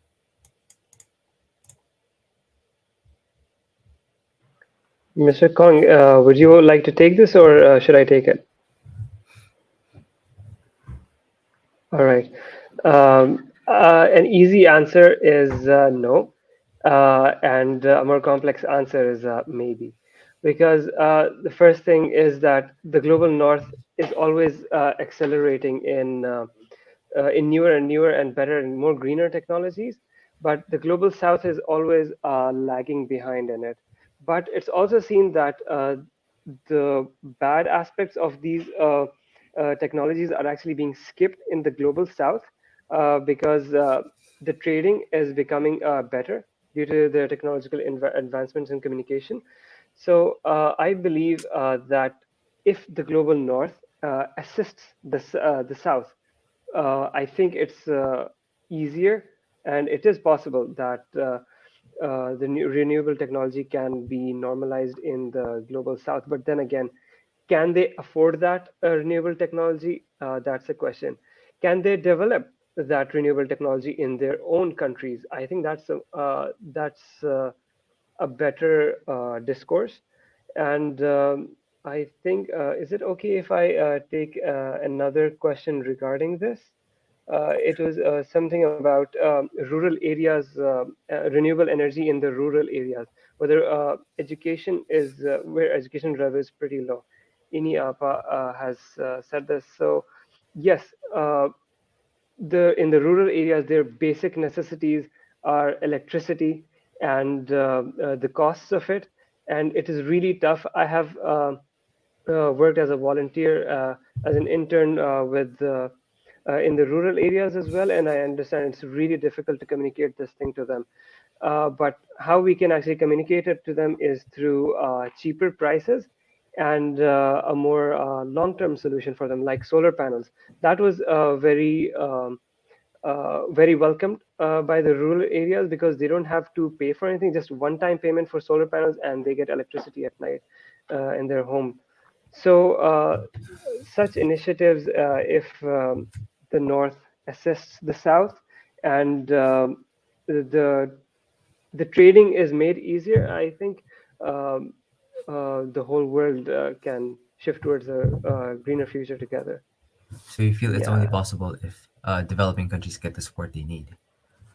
Yeah, I still believe the Global South has a lot to improve on in terms of technology.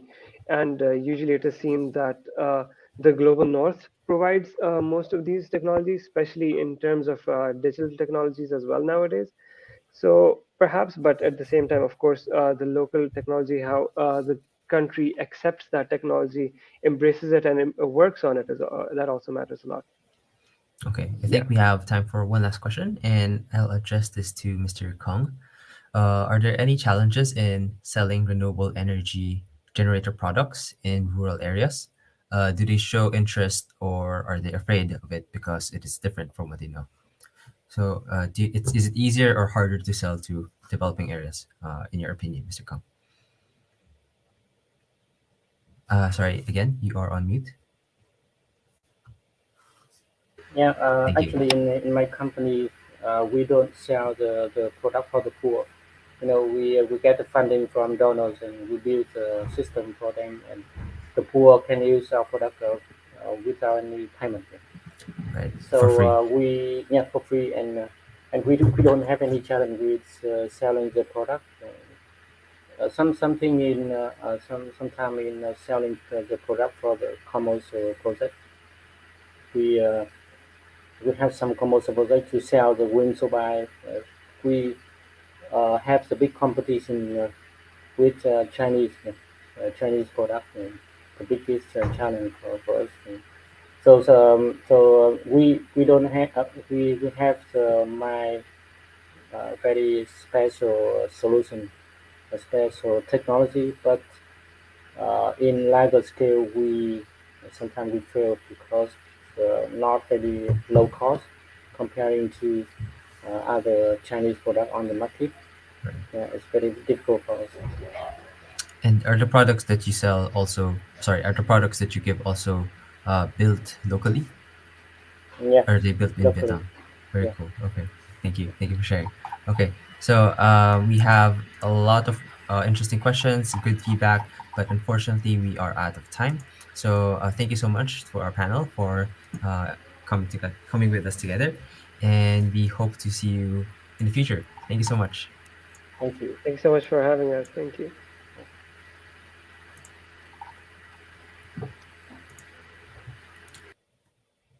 So, thank you everyone for sending in your questions and for tuning in for the entire time. Now, unfortunately, we are at our last few minutes and we are going to close the session with some closing remarks as well as reminders that tomorrow is the day two. So, just to give you a sneak peek of what day two is all about, um, on day two, we're going to have a welcome message. And then we're going to have speakers from Japan, as well as speakers from about wool for future and sustainable entrepreneurship. And that's something to really look forward to. Now, thank you again for coming with us on day one. And we hope you enjoyed the interesting discussions that we have had. Um, and I guess that's it. Our goal was to combine insights from different fields and different backgrounds. And we hope that you were able to take something with you at home. So we hope to see you again in the second session tomorrow at 10 a.m. Dublin time. And have a great rest of the day. Bye.